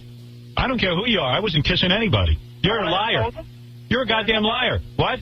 Want to know why I called the Post and ratted you out? You could rat me out all day. You got to tell the truth. I sat there and had dinner with somebody. I wasn't kissing anybody. You know why I told him? Why? Because you're ruining the show with Crazy Cabby. Nobody can stand him. Listen, I don't care what you say. So you admit you lied to the Post. I did lie. I saw you someplace else kissing a girl. You're full of crap. Howard all the time. With Chicken Shack. Get out of here, Chicken Shack. You're a douchebag. Jimmy's Chicken Shack. Oh, girl. Jimmy's Kitchen Shack. Get out of here. Were you also kissing the people in facial, and were you kissing the white rapper? You see, I knew it was the white rapper. Facial. What a dick. I knew that was him. All right. So anyway, speaking of rumors about Howard. Yeah. In one of the tabloids this week, they have a list of the people who make big bucks out of talk. Out of what? Be it talk, be it television or radio. Yeah. And, of course, number one on the list is Oprah Winfrey. Yeah, she makes a lot of money. Making, I don't know, a couple $100 million a year. Jesus Christ. From her talk show and her whatever other venture she has. And who was number two on the list? Howard Stern. Tell Jackie that. Oh, no. Howard Stern ridiculous. was number two. What am I making? $5 million a year. That's such a lie. I'm telling you what they say. I'm not even in that category. In the magazine, they say you are number two. Really? $25 million. Now they got me up to 25. Imagine that. Limbo was number three at $22 million. Now that's a crime. If he's, since I know I'm not making 25, he can't be making. So I don't feel that bad. And they had Imus on the list at $10 million. I'm like, how's he making? Yeah, that means everyone in the world should have 10 million. Because anyone in the world can get his ratings. Oh dear. But I'm not even making 10 million. What are they talking about? 10 million. If I had 10 million, I wouldn't be here. I wouldn't even stay. If I had 10 million. Wow, this is great. I mean, this is ridiculous. Wow. El Sosa, you're on the air. I'm very happy for you. Yes. I did cool stuff. Hey, although something cool happened to me yesterday. I was going home in my building. You know Jolie Fisher, the actress? Uh-huh. She lives in my building because her mom has an apartment there. Uh-huh. So you're saying she lives in her mom's apartment? Well, I think she uses it when she gets to New York. I see. So because her mom, I don't know, mom's never there. So I run into her, and she's cute, you know. She's married and stuff, and like we're talking, and I said, hey, how you doing? Where you been? Blah blah blah. She says to me, the other night I had 7 of my girlfriends over. We're all sitting around in our panties, and we were going to knock on your door and come over. And I go, But all they did was think about it, and they laughed and went on? Wait a second, let me understand. So I stopped her. I said, you got to explain something to me. 7 of your friends are over. They're all in their panties. Why are they in their panties? They were like doing something. I don't know. They were like watching TV. Girls sit around their panties and stuff. They do? Yeah. Yeah, sure they do. Please. Topless. Only actresses sit around in their panties. Please. For the purpose of this conversation, they're in their panties. Shut up. Yeah, please. Do you want to hear the conversation or not? She goes, well, we're like in our panties or like, whatever. I think she said, we got to call her. I want to get clarification. But she said there was like 7 chicks over her place in panties, and they were going, we were going to knock on your door and come over. And I was like, well, I said, why don't you do that? I never get to see that. And she started laughing. She thought I was making a joke like, oh, yeah, like you see that every day. You would have thrown them out. I'm like, honey, I would have loved that. How hot is that? Very. And she's really, really cute. I mean, she puts it together very well. Yeah, she's real cute. She looked real cute. 7? 7 of them. That's a high number. Man. Yeah. That's an army. Well, Martling, I'd call you over, but you're married. I would have called me since you moved to Manhattan. So call me. What? My phone doesn't work? It's always like up to me to call him. I love that. Like I'm the one boxing him out. Right. Don't call me. No, you don't want to call me. Yeah. Yeah, so I saw that Survivor show. Yeah. You know what? See if you can get see if you can get Jolie Fisher on the phone. Do you know her number? No. Do you don't have a number on her? No. Anybody knows Jolie Fisher's number? Wake her up. Wake her ass out of bed right now and tell her I need to talk to her on the phone. That's the beauty of this show. We will have her in 15 minutes. Yeah, somebody's got to know her number. Yeah, I was just curious who you'd get rid of. Oh, so anyway, that show Survivor. Hey, by the way, who did they get? Hey, now. On Entertainment Tonight, Entertainment Tonight came down here and we gave them tons of tape and they're filming in here. And by the way, no more is our independent camera crews allowed to shoot me because I look like hell on Entertainment Tonight. You didn't like the way. And I was good looking yesterday. My hair was like all nice and everything. I don't know. When those guys started shooting me, I look awful. How did they get a bad picture? I don't know. They went in too close. Close-ups are not my friend. So here I'm on Entertainment Tonight and I look like hell. Oh. And then that bearded dude who won looked better. He hasn't. Now that's not possible. Well, it is possible. I don't photograph well. The problem was the camera was on. So they show up and they're shooting. They're asking me tons of questions. Right? The girl's flirting with you. You must have been good looking. Yeah. So oh please. So the whole thing was. Did you see Entertainment Tonight? No, I didn't. It was a 2-second blurb, and it was about me dating Robin Givens. What? Yeah. Well, nothing. Like then they got to the $1 million thing afterward. Oh. You know, it was totally bogus. So next time Access Hollywood can come on. Yeah, you're banning... I'm banning Entertainment Tonight. Entertainment Tonight? Yeah. That's bogus. Here's the piece. You want to hear it? Okay. I got a copy of it. Kind of sucked. And I look like hell, man. I mean, I admit I'm not good looking, but damn, I look better than that. A shock jock's love life leads off our ET News Brief. Yeah, can you imagine this? A shock jock's love life? A shock jock's love life. I'm not dating right now. Howard Stern romance rumors that he and Robin Givens were an item were put to rest. Yeah, what happened to Angie Everhart? I thought it was with her. Well, that's bogus, too. All right. Stern, separated from his wife Allison for 7 months, says that he and Givens are just friends. And we went to dinner and had a discussion, and right away they said that I'm having sex. Not having sex. Stern was giving away $1 million on his show this morning to the winner of a contest on jackpot.com. Oh, I've only written a check like this one time bigger. I hope Mary McCormick wasn't listening. That's my real girlfriend. From my movie. Damn.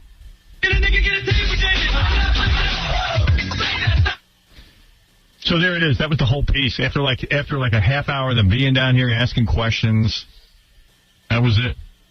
I know, they cut it up and use it anyway. Yeah, it sucks. Like, well, what am I having you guys down here for? You didn't do that. It's crazy. And they were taking all kinds of tape and all kinds of things. It's just nuts. It's incredibly nuts. All right, here, you got to listen to this.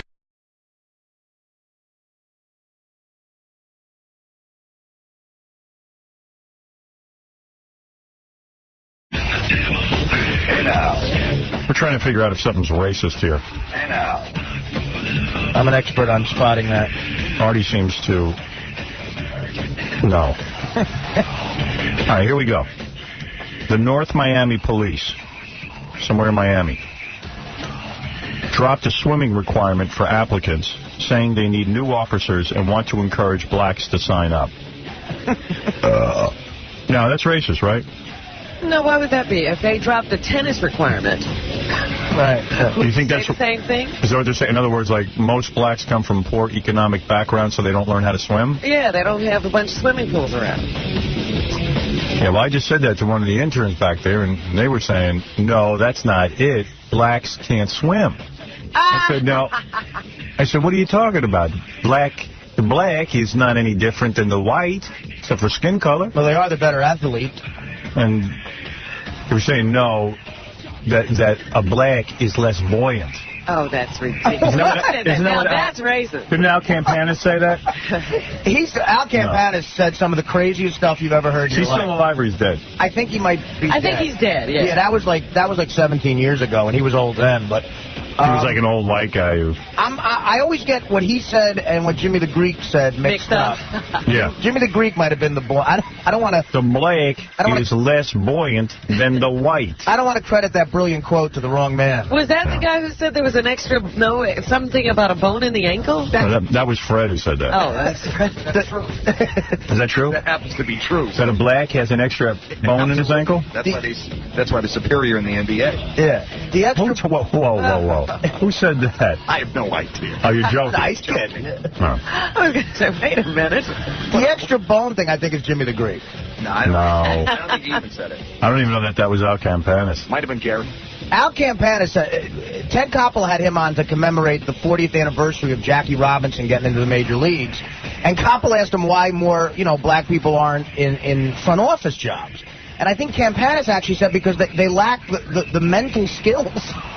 I think, that's the way he went with it. Yeah, it was crazy. The black lacks the mental skills to swim. I mean, you're talking about a series of thoughts that have to go through your head. It's not a put-down.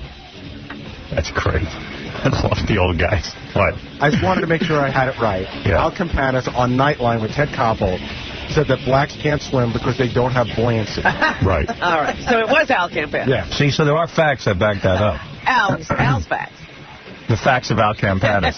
he worked for the Dodgers at the time. I think he was the GM. He literally got fired, I think, 20 minutes ago. Yeah. Yeah, he didn't even get out of the TV studio. Yeah, they fired him at the studio while he was still on air. Koppel kept going, Al, I'm going to give you one more chance to straighten this up, to explain this.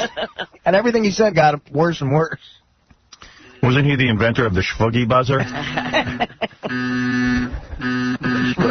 Gary had the Schwuggy buzzer. Gary worked at a store in Hempstead, Long Island, which is a pretty tough neighborhood. And a whole big shopping strip there. I remember my mom used to take me there to shop. I was frightened out of my mind when she'd go, I don't care. I'm not going to those malls. I like when the stores are laid out. I don't like a mall. I go, Mom, we're in Hempstead. Well, I know you don't like a mall, but do I need to shake in my pants every time I go? Oh, stop. Who's bothering you? You. Yeah, she was right. No one bothered me. It's just scary. Yeah, well, what was wrong with you? Why were you shaking? I was bothered. Man. I had to call my mom from Robin Hood once to come pick me up because there was a bunch of guys out there that wanted my wallet or whatever. Well, somebody was doing something to you. Yeah, well, I had gone to school all day where people had done things to me. I just assumed when I went to Hempstead more things would be done to me. But can you say, Gary didn't have a Schwuggy buzzer. Gary worked in a place. He worked at a place with a Schwuggy buzzer. You were in charge of the Schwuggy buzzer. You operated. I didn't operate it. I didn't know you Gary worked at a store, and when black people would come in to shop, he'd be in the back. He'd have to hit a special buzzer. No. The guy up front would hit the buzzer. And what would that Gary would be the person who came out because the buzzer was red. I was security. Right. Oh, you had to follow the black people around. At 15 years old. One buzzer meant... And he called it the Schwuggy buzzer? No, you guys called it that. The guy just... My first day there, he goes, listen. We called it that. He never said that. How did he explain it? He didn't say that it was for black people. Right. He just said that... That's smart. Said it was for colored. He goes, here's the deal. He was hip. They have an extra bone in their ankle. He goes, there's a lot of trouble in this area. There's, it's a bad neighborhood. He goes, people come and go through the store all the time. He goes, when I buzz once, it means there's some people out here that I think need to be have an eye kept on them. Right. When I buzz twice, it means there's a lot of people out here that need an eye on them. And if I buzz 3 times, it means call the police. And it just so happened that in the whole summer I worked there, out of the 12 times he buzzed, it was never a white person. Right. It was always for black people. If I buzz 4 times, it means the Knicks are outside. So let me ask you something. If a black person walked in, the buzzer went off. Yes, exactly. That was exactly it. It wasn't even like there's black people who scare me. Right. Blacks. Yeah, there's blacks in here. So, would you call that racial profiling? Oh, big time. Yeah. Yeah, I think that's a nice word for what it is. A pretty clear definition of it, yes. The darker the skin, the amount of buzzes went up. And I got a black. I got a real black here. Black. When you just heard, that Wesley Snipes walked in. I told you I got on Saturdays. On Saturdays, my only job was I was a stock boy, but on Saturdays I would stand at the front of the store just in general because the store would get so crowded. Yeah. And one time he came up to me and he goes, "Could you, those people over there, just keep an eye on them. I want you to follow them as they walk through the store." But of course, again, they were black. Right. So I'm like trailing behind. What am I going to do? I'm only 14 or 15 years old. You haven't gotten the technique down. I can't even do anything. And the guy obviously saw I was following him, and he threatened to beat the crap out of me. Yes. Freddie, you're on the air. Hello. Hey. Yeah. You're on the air. How you doing? All right, don't slow the show down. Talk. I'm not going to blow it, bro. I'm serious. When I was 16, I was a lifeguard. I'm 29 years old now. I was a lifeguard for 10 years every summer. I worked for the Trump organization, and they own buildings in Brooklyn. Oh, I'm going to kill myself. His life story. How old are you again? Okay. Yeah, dude, what's your point? Where were you born? My point is that I worked on Cortelia Road, and the building was 95. Oh, my God, in heaven, you are retarded. Okay, great. Well, I jumped in, and I saved a 7'2" black guy, and I had no choice but to jump in. And I would like to tell him the story about it and how. You're on the air. I'm talking to Howard. All right, goodbye. Hello? Holy cow, are people retarded or what? What do you mean? I'm talking to you on the air. It's Howard. I go, you're on the air. I mean, guys, are we preparing the callers properly when they hear you're on the air? Howard. There's something wrong with our phones. Like, maybe that gets clipped off. Like, people seem to react slowly. Like, maybe it's a K-Rock that I we can't have. hear you right away. Howard right now. Oh. Yeah. Oh, it Howard, just kills any momentum. Listen, Howard, what are you doing? I want to what I'm doing is attempting to cope with the fact that you're an idiot. Secret. All right, great. That's beautiful. But listen to this. I'm a lifeguard. We know. We heard that. You were 16. You're 29 now. Is that right? You want to hear the funny stuff? You want to hear the funny stuff? What's the funny stuff? The funny stuff is that I was working as a great. Goodbye. Man. Shut up! Shut up! Shut up! Howard, I'm going to tell you. I can't include the callers anymore. He's got to tell his ages. Like, Yeah, I mean, it's just infuriating. Wait, did he give the address of the building? Yes, he did. Hey, Dan, you're on the air. Hey, what's up? Turn off the radio. That's off. Who's screening? Is that John the Stutterer out there? No. I mean, come on. Who's doing the job out there now? Will, come on, bro. Get a little energy into this thing. All right, I'm there. Yes, Dan. Hey, now. What can I do for you? Hey, I was in the military, and to graduate, you had to pass certain things. One of them was swimming. Let me tell you something. Out of the 100 people in my boot camp, 30 of them were black, and there was 30 people, 30 black guys in remedial swimming, flopping around in 3 feet of water. It was ridiculous. You had to climb up. You had to climb up a 12-foot diving board and jump in. Not one of them would do it. They all went to remedial swimming. It was ridiculous. If they ever fell off a ship, they'd all drown. Well, I would guess it's nothing physical or mental. It's the fact that a lot of black people are poor, and they don't learn how to swim when they're little. I agree with you, but what I'm simply telling you is, it's whether it's racist or not. It's you go to any Navy boot camp, and you'll see who's in remedial swimming and who's not. It is true. A lot of black people I know, and I grew up in a black community, could not swim. Well, it's funny because we got a pool in my high school. And it really should be mandatory that you learn to swim because it's, how many times in your life are you in water or near water? But it's kind of important if you're in the Navy. Yeah, I'd say. Well, once again, there are no pools in these black neighborhoods. Well, then I didn't have a pool, but I guess, my parents, insisted. We weren't Well, they rich. took you somewhere. Right. Where you Yeah, swim. I went to a summer camp. Yeah.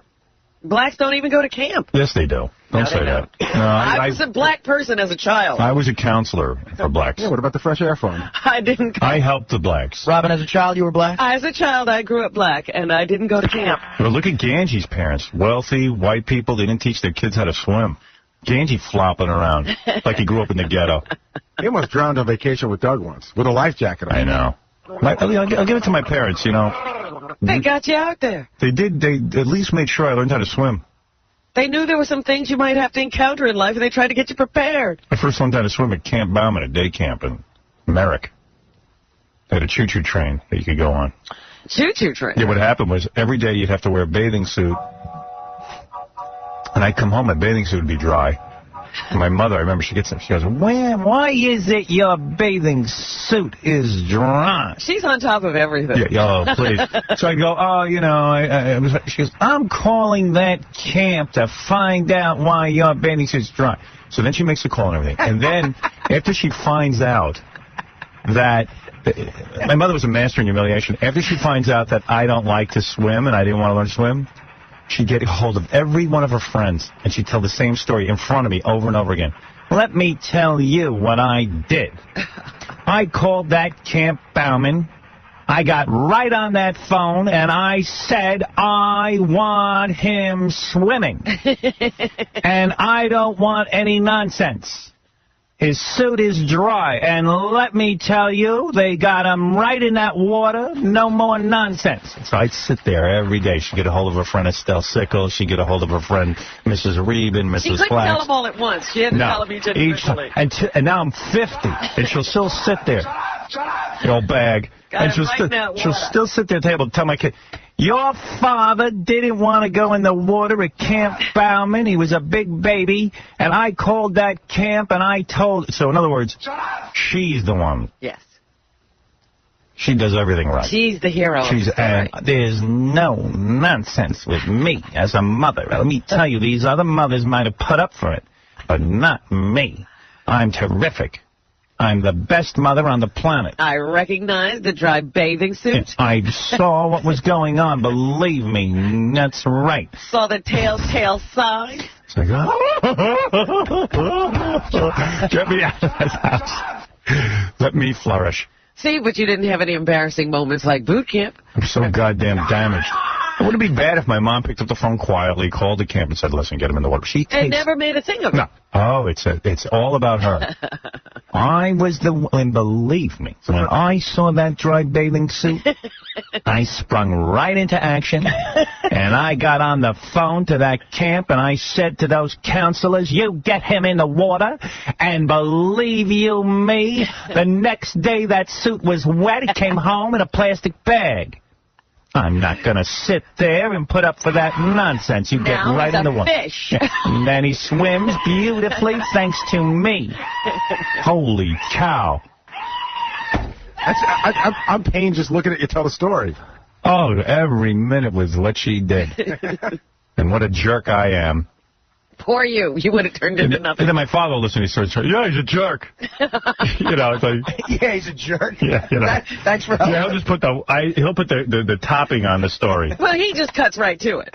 He didn't even care. Yeah, He just cuts right to it. There's no story. He's a jerk. Let him drown. Oh, man. And I told that camp bowman, you get him in that water, and I don't want to see a dry bathing suit. Oh, and then each friend had to be told about how I was afraid of the bathing suit and the water. Let me tell you how wonderful I am. And then, believe me, he was happy. I knew better. I know best. No, hey, it's good that my mom took an interest. Don't get me wrong, but what's the constant self-aggrandizement? Hey, you know how to swim, don't you? Is that a right word? I'm not sure. Me if that's neither. Right. Sounded wrong to me. Personal aggrandizement. I think it's aggrandizement. I think that's... You be quiet, Hardy. You didn't even graduate high school. Robin, please. High school was boring. Like Einstein, high school was boring. Oh, please. Hey, when you go over these memories with your parents, do they have a totally different story? Do you ever do that? Like, Yeah, sometimes they say I exaggerate, but I know I'm not. I know it was almost like she should have called, like, you know how President Bush calls a press conference? Right. She should have called a press conference so she could answer questions about, instead of individually, hello, ladies and gentlemen, is this working? And now, ladies and gentlemen, the mother of Howard Stern to address the country. I told that camp bowman to be sure to get him in the water, and I said I take note. These counselors are ignoring the situation, and I told them right away. I'll take some questions now, if there are any. Mr. Stern.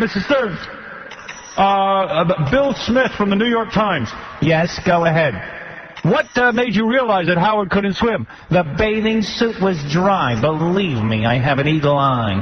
How do you know that they're actually putting him in the water and not just wetting the bathing suit? Oh, believe me, I got a hold of them, and I said I'm coming there on visiting day, and I better see him swimming. Is it true your son isn't buoyant? Oh, believe me, he's buoyant. The Sterns are buoyant. The Sterns are plenty buoyant. I tried to drown him 3 times. He was floating. What about the time that you inspected his underpants and found brown stains and announced it to his sister?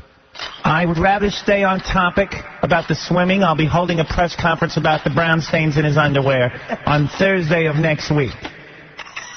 Thank you. That was for my personal aggrandizement. I'm caught up in my past. I've been writing Howard Stern the high school years. I see. In fact, give me a tape of that. I'm going to turn that into a cartoon. Yeah, the dry bathing suit. There's an episode. Yeah, that's a great one. I went around the whole neighborhood and told everyone door to door, like a Jehovah's Witness. Excuse me, do you have 5 minutes to hear about Howard? Or would you like to buy the watchtower?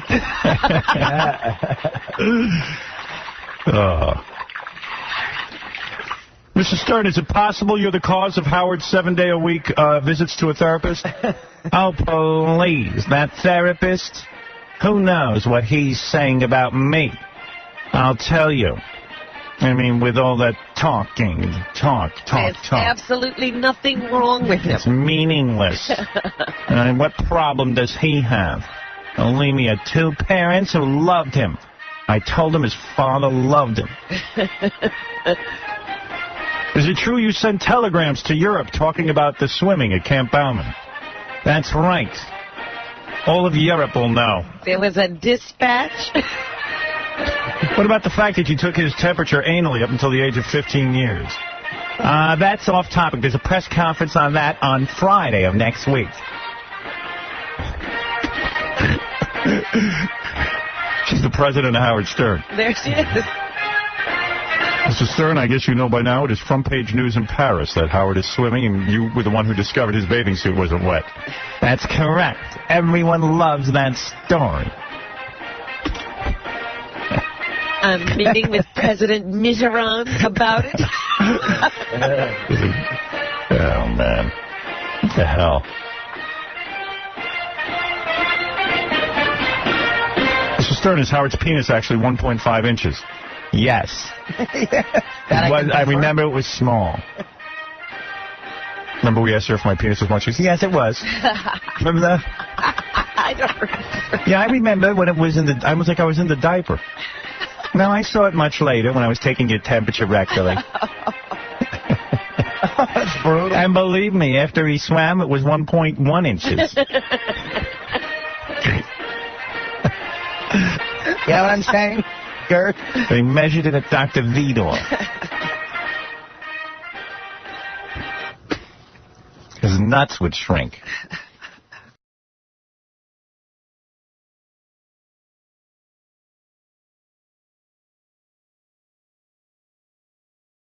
So then my father calls and he goes, says, I just saw it on Channel 7 News. It was one of our crank callers. Right. Somebody called. They were taking phone calls from people to get information on Channel 7. And Bill Butel took this call from a guy who was describing the carnage inside the railroad car and said the guy just went down the aisle shooting, saying Baba, and it was just like he shot his gun saying Baba Booey or something. It was a guy with a Jamaican accent, but an obvious phony Jamaican accent. Yeah. But, you want to hear what the guy did? Okay, all right, so here, this is what the guy did. And really, it was really, tasteless and everything, but, that's our audience. Dexter, you were a passenger. May I talk to you for a moment? Are you there, Dexter? Hello, I'm waiting for you. Okay, Dexter, I'm here. Thank you for coming with us. Jackie, you do better dialects than this guy. But Bill Butel didn't even know what he was talking about. Obviously not a fan of our show. But the guy goes on and he goes, tell me what you saw. Where were you? Were you on the train? Yes, I was on the train. And all of a sudden, this man, him starts yelling, running around the train, starts shooting up all the people on the train. The most frightening thing I've ever seen in my life. Mm-hmm. Well, tell me more about it. What did the other passengers do? What did you do? Well, all of a sudden, the man, when asking him, what you doing this for? And him saying, Baba Booey. Him saying, Baba Booey, Baba Booey, Baba Booey. What did that mean, Baba Booey? I don't know what they mean. Baba Booey, Baba Booey, Baba Booey. It's the most scariest thing I've ever seen. Mm-hmm. What were the other people around you doing? Were there many people around you? I don't know, man, but all them saying was Baba Booey. Yeah. Would you, if called upon to do it, would you be able to identify the shooter? No. You would not be? I got to go. Okay. Well, thank you very much, Dexter. That was Dexter, to all those people. Way to go, Bill Butel. But, Bill didn't know what the hell was going on. He just, what is this Baba Booey thing, It's kind of nuts. Oh, boy. Baba Booey. So, anyway, I get a call from a friend of mine who used to be on the police force.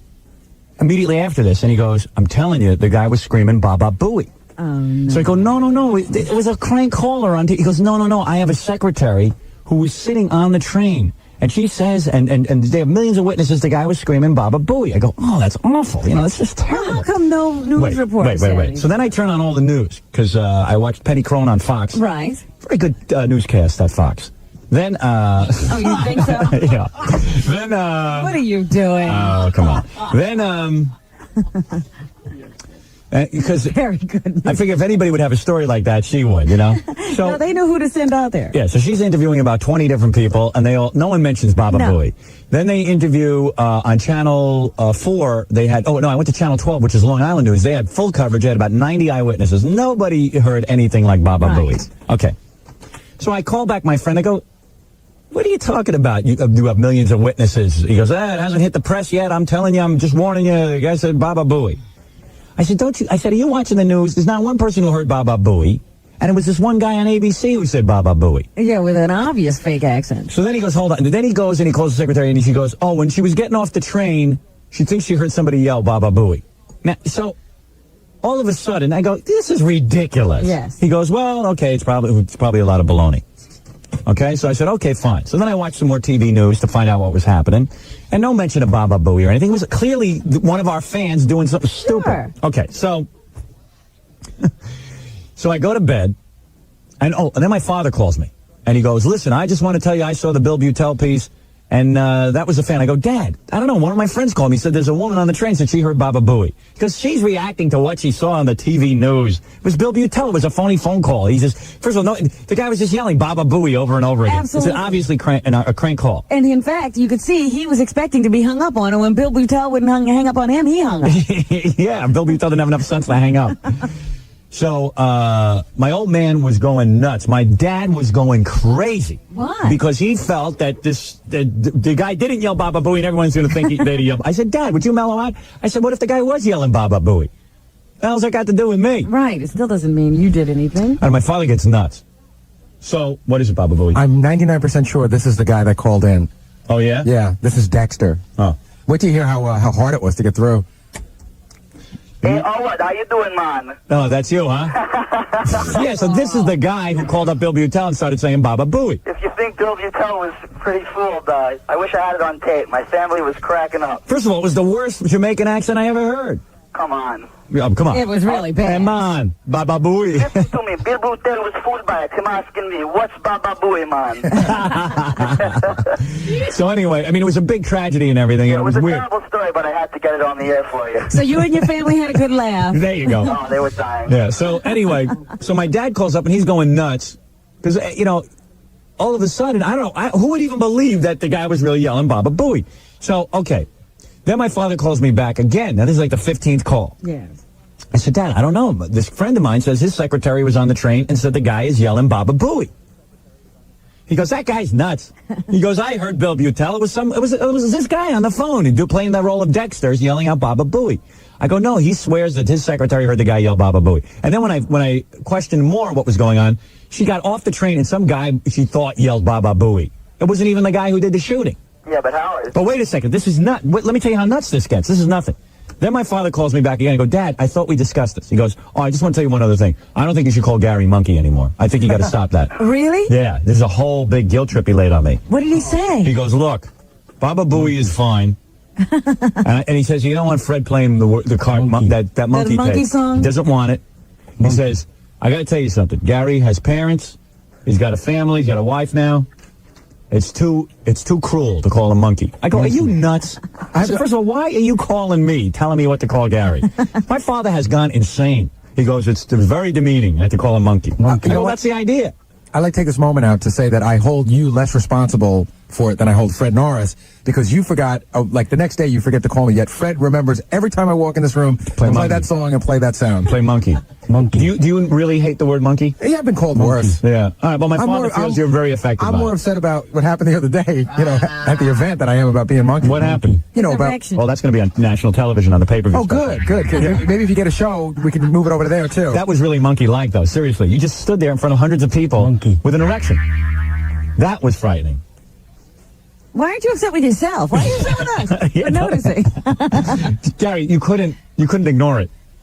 There were people were passing out. You could have ignored it if you wanted to. That'll be part of the pay-per-view special. I'm sorry, Gary. I got to show that. There was a reflection. I can't believe you can't control that a little bit. I mean, stare away from the lesbians. Why don't you just hook me up to one of those things on New Year's Eve to see what happens? Yeah. Unbelievable. It was like a teddy bear in your pants. He needs that Clockwork Orange kind of therapy. Yeah. Hello? Oh, he got Dexter has to go. Dexter had to go. I have to go, man. So wait a second. So my father laid this whole big trip on me, how you have a wife and you have parents, and calling you monkey is like too demeaning. My mother called me and she wanted to know what monkey was all about. Why is he calling you monkey? My wife. But you know what it is? My mother probably started working on my father. She hates when I make fun of you.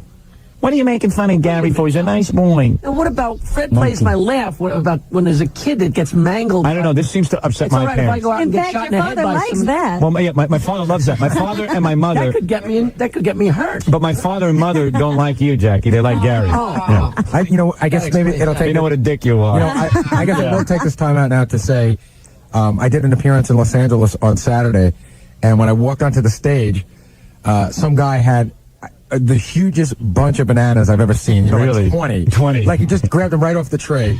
And then some guy asked me to autograph his banana. I wouldn't do it. And it was weird, you know, like my father was making this passionate plea to get rid of the name Monkey for Gary, and it was just like really pathetic. Well, parents are very sweet people, and I thank them. Yeah, but like one of all the things that I've ever said on the air to pick on Monkey. Yeah, why not start at Green Teeth? Yeah, I mean, what was wrong with that? Should have debated you on the air. Right. Well, we can call him later. Yeah, I would have loved to have heard this. Yeah, well, let's call my. See if you think I would wake them up at this I don't know. What time did they get up? See, I don't know. That's not clear anymore. They used to get up early, but I don't know. Lately, my father's been sleeping later. That's his new thing. He sleeps later. I said to him, "What do you get up so early for? You don't go to work anyway. I haven't gone to work in 15 years." Finally, it dawned on him that he didn't have to get up. He goes, "Yeah, you know, Ray." He has to tell my answers because of my mother. Why am I up so early?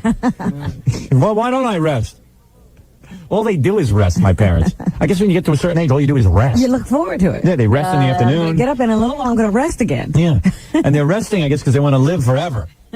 They're resting and resting, constantly resting. If you rested anymore, they put you in a casket. Well, wait a minute. That's my rest time. My mother rests all day and night. All day and night she rests. And she yells at me, you should get your rest. I go, Ma, I'm not a 76-year-old woman. You mean rest like she lays down and takes naps in the afternoon? She rests. And even when she's out, she would say, now we have to go home and rest. And every minute she calls me then after her rest, after her nap, and she says, you're working too many hours, you're not getting your rest. And it's like, well, Ma, I want to live life. I want to be awake a couple of hours a day with the rest. You should get deep rest. If I was them, I'd be afraid I wouldn't wake up. I wouldn't want to get so much rest. You'd be keeping those eyes open as long as you possibly could. Damn right I would. Damn. So anyway, getting back to this whole Baba Booey thing. What is the Stuttering about? Are we done with him yet? Because he's back on. Dexter? Who? With Dexter? Yeah. Yeah, I'm done with Dexter. Okay. All right. So anyway, I wake up this morning and come into work and wait in front of the building. Who's waiting for me? A camera crew. Current affair. So Gorilla goes, quick, run in the building. It's current affair. I go, well, what could they want? And plus, they're always doing that. They're always trying to sort of like do that. What do you call that? That ambush, yeah. Kind of thing. Ambush, and it's like, hey, I would talk to him, but my hair isn't done. I come in a ponytail, and I'm wearing my big aviator glasses, which I don't like to be photographed in. And who the hell wants to talk to them? Why don't they schedule an appointment? That's Fox. So, the people with the good newscast? Yeah, Current Affair, very good show. So anyway, all of a sudden I hear this guy yelling at me, Howard Stern, what do you think that the gunman on the Long Island Railroad was yelling Baba Booey? And I'm going, I was going to turn around and say to the guy, what are you, insane? Don't you know that was a guy on Bill Butel making that up? As far as I know. And I said, so I just kept walking. So they have that shot of me. They had my back while they yell out the question. Right. I'm not going to talk to the dude. They must have 50 shots of your back. First of all, why would I talk to him? I'm going to talk to my audience before I talk to a current affair. I'd rather get the ratings for myself. If I'm going to talk about something. Why do they think that you would give them the story first? I don't know why they think that. I don't know why they think that. I would have to be a jackass. Why would I go on a current affair and not my own show? That's like running after another newscaster. Because he's gotten a scoop. Because most disc jockeys aren't as big as you, and they're so grateful to be on television that they love talking on TV. You think that's it? Yeah, because you're huge, and they just still, sometimes they still think I don't think they realize he has a radio show. They're thinking he's like everybody else, doesn't have an outlet. I can't wait to call my dad and ask him why it's okay to call Gary Baba Booey, and but not Monkey. Well, Baba Booey's just sort of humorous. It's not hurtful. You think Monkey's hurtful? It's at times, but hey man, I've been on the show a long time. You hated Baba Booey pretty much when it first started happening. I love Baba Booey now. Now he likes it. Wish we'd go back. Gave him a whole identity. I also like, my second favorite is Fla Fla Slowly. Fla Fla Slowly. Fla Fla. It's no fun when Gary likes his nicknames. Right. But now that I think about it, how come he hates Monkey, but he didn't mind Mama Monkey or Rah Rah Retard, which is as bad as it gets? He likes Rah Rah Retard and Mama Monkey. That's why we got to call my dad. Only he can explain. Dummy. So anyway, current affairs starts yelling out, and then all of a sudden we start getting calls that WINS News Radio had picked up the story, and they were saying that the gunman was yelling out Baba Booey. Oh. So now everyone's got this theory. Dexter is they should be running after Dexter. They should be camped out at his house. But it was Dexter who called Bill Butel and started the whole thing. Here it is. And Dexter, you were a passenger. May I talk to you for a moment? Are you there, Dexter? Hello, I'm waiting for you. Okay, Dexter, I'm here. Thank you for coming with us. Can you tell me what you saw? Where were you? Were you on the train? Yes, I was on the train. And all of a sudden, this man, him starts yelling, running around the train, starts shooting up all the people on the train. The most frightening thing I've ever seen in my life. Well, tell me more about it. What did the other passengers do? What did you do? Well, all of a sudden, the man, when asking him, what you doing this for? And him saying, Baba Booey. Him saying, Baba Booey, Baba Booey, Baba Booey. What did that mean, Baba Booey? I don't know what they mean. Baba Booey, Baba Booey, Baba Booey. It's the most scariest thing I've ever seen. Bill, you tell confused. What were the other people around you doing? Were there many people around you? I don't know, man, but all them saying was Baba Booey. Yeah. Would you, if called upon to do it, would you be able to identify the shooter? No. You would not be. I got to go. Got to go. All I'm saying is Baba Booey. That was Dexter. Well, and nobody at Channel 7 is aware of anything? Well, the weird thing is the entire media is irresponsible except for us. We actually check people out before we broadcast. Here's how the guy got through. Yeah. He said that I guess all the news stations have their, what do they call them, newsbreaker lines? Right. Yeah, right. He called the newsbreaker line in a Jamaican accent and said, hey, I was on the train. He said he was through in 15 seconds. Right. Nobody even said, they don't even check he'd even anything. Say, hey, what train was it? You know, just ask him a couple of questions. Nothing.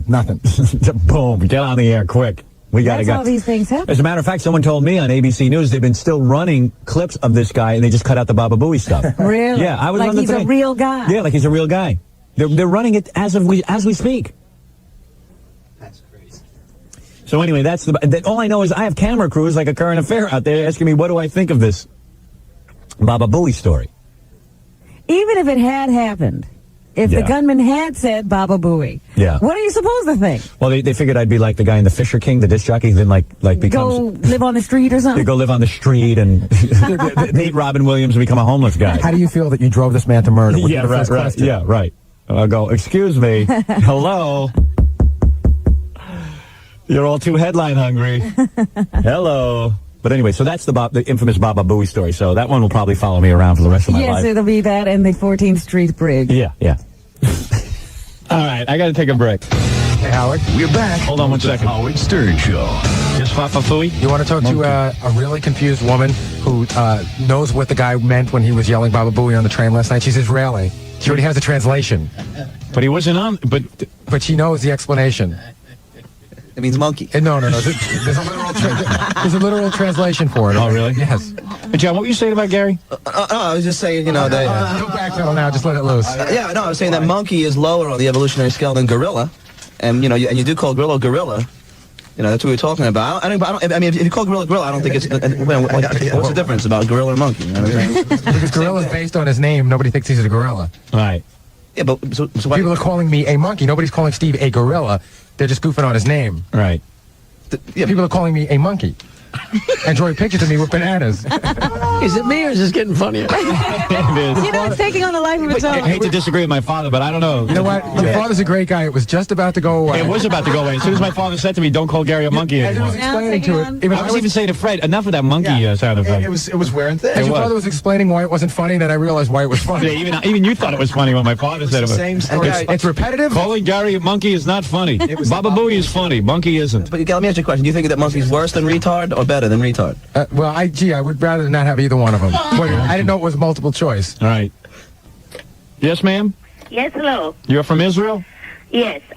I live here in the island. Oh, good, because I don't think there's enough Jews in New York. I'm glad we're bringing them over from Israel. Reporting them. We need more Jews. Yeah, I understand some Arabic, and I think since we didn't get any information about who this guy is, if he's a Muslim, then I understand what he said. What, Baba Booey has an Arabic? It's not Baba Booey, it's Baba Abuya, which is A in front of the second word, which means my dad, my father. It's probably the fearful moment before killing. Like you would say, oh, Mom, oh, God. Oh, Baba Aboy. Baba Abuya. Baba Aboya. Yeah. I see. Oh, my dad, my father. Lady, do they have probably killing on the name of his father. Oh, he was killing in the name of his father, like his father. Oh, I see. If he's a Muslim. We don't know anything yet, right? If he's not a Muslim, what do you think? What are you going to do if he's not a Muslim? If he's not a Muslim, then we got it all wrong. There you go. He could belong to the Hamas, All right. Israelis are fighting a whole nother war. You know what I mean? Yeah. All right, lady. Thank you. Hey, do they have LSD in Israel? What? I'm just curious. All right, thank you. Okay, all right, there she is. She is now saying that perhaps the gentleman was yelling Baba Abuya. Abuya. Baba Abuya, which means my father, if the man was Islamic. You know, the Israelis are always trying to pin it on the Arabs. Right. You know, they're used to those bus shootings. Oh, yeah. So immediately she was triggered into In Israel, Arabs have been getting on buses and shooting up people for forever. So she's used to that. That guy has got to be a Muslim. I guess she's heard the words Baba Abouya. Maybe we should start calling Gary Baba Abouya. Abouya. Baba Abouya.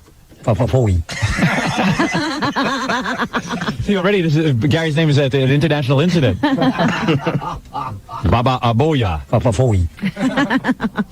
We'll take a break. We'll be back right after these words. Some black guy wrote me a letter saying, he writes me all the time, and he goes, I saw your wife on Geraldo, man. I'd be giving her sex. You don't know how to treat your lady. And that's another thing. You should call her your lady. Oh, if you're proud.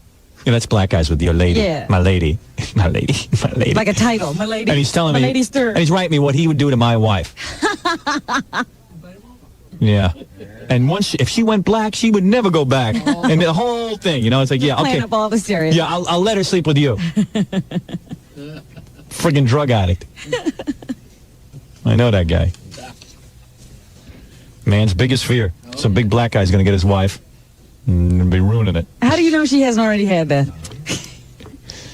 That's the white man's biggest fear. Right, Jackie? How would you know? Your wife with a black guy. Well, the fear also is that you're going to it like crazy with her, and in her mind, that's what she's imagining. Yeah. Remember the other day when Yeah, you know.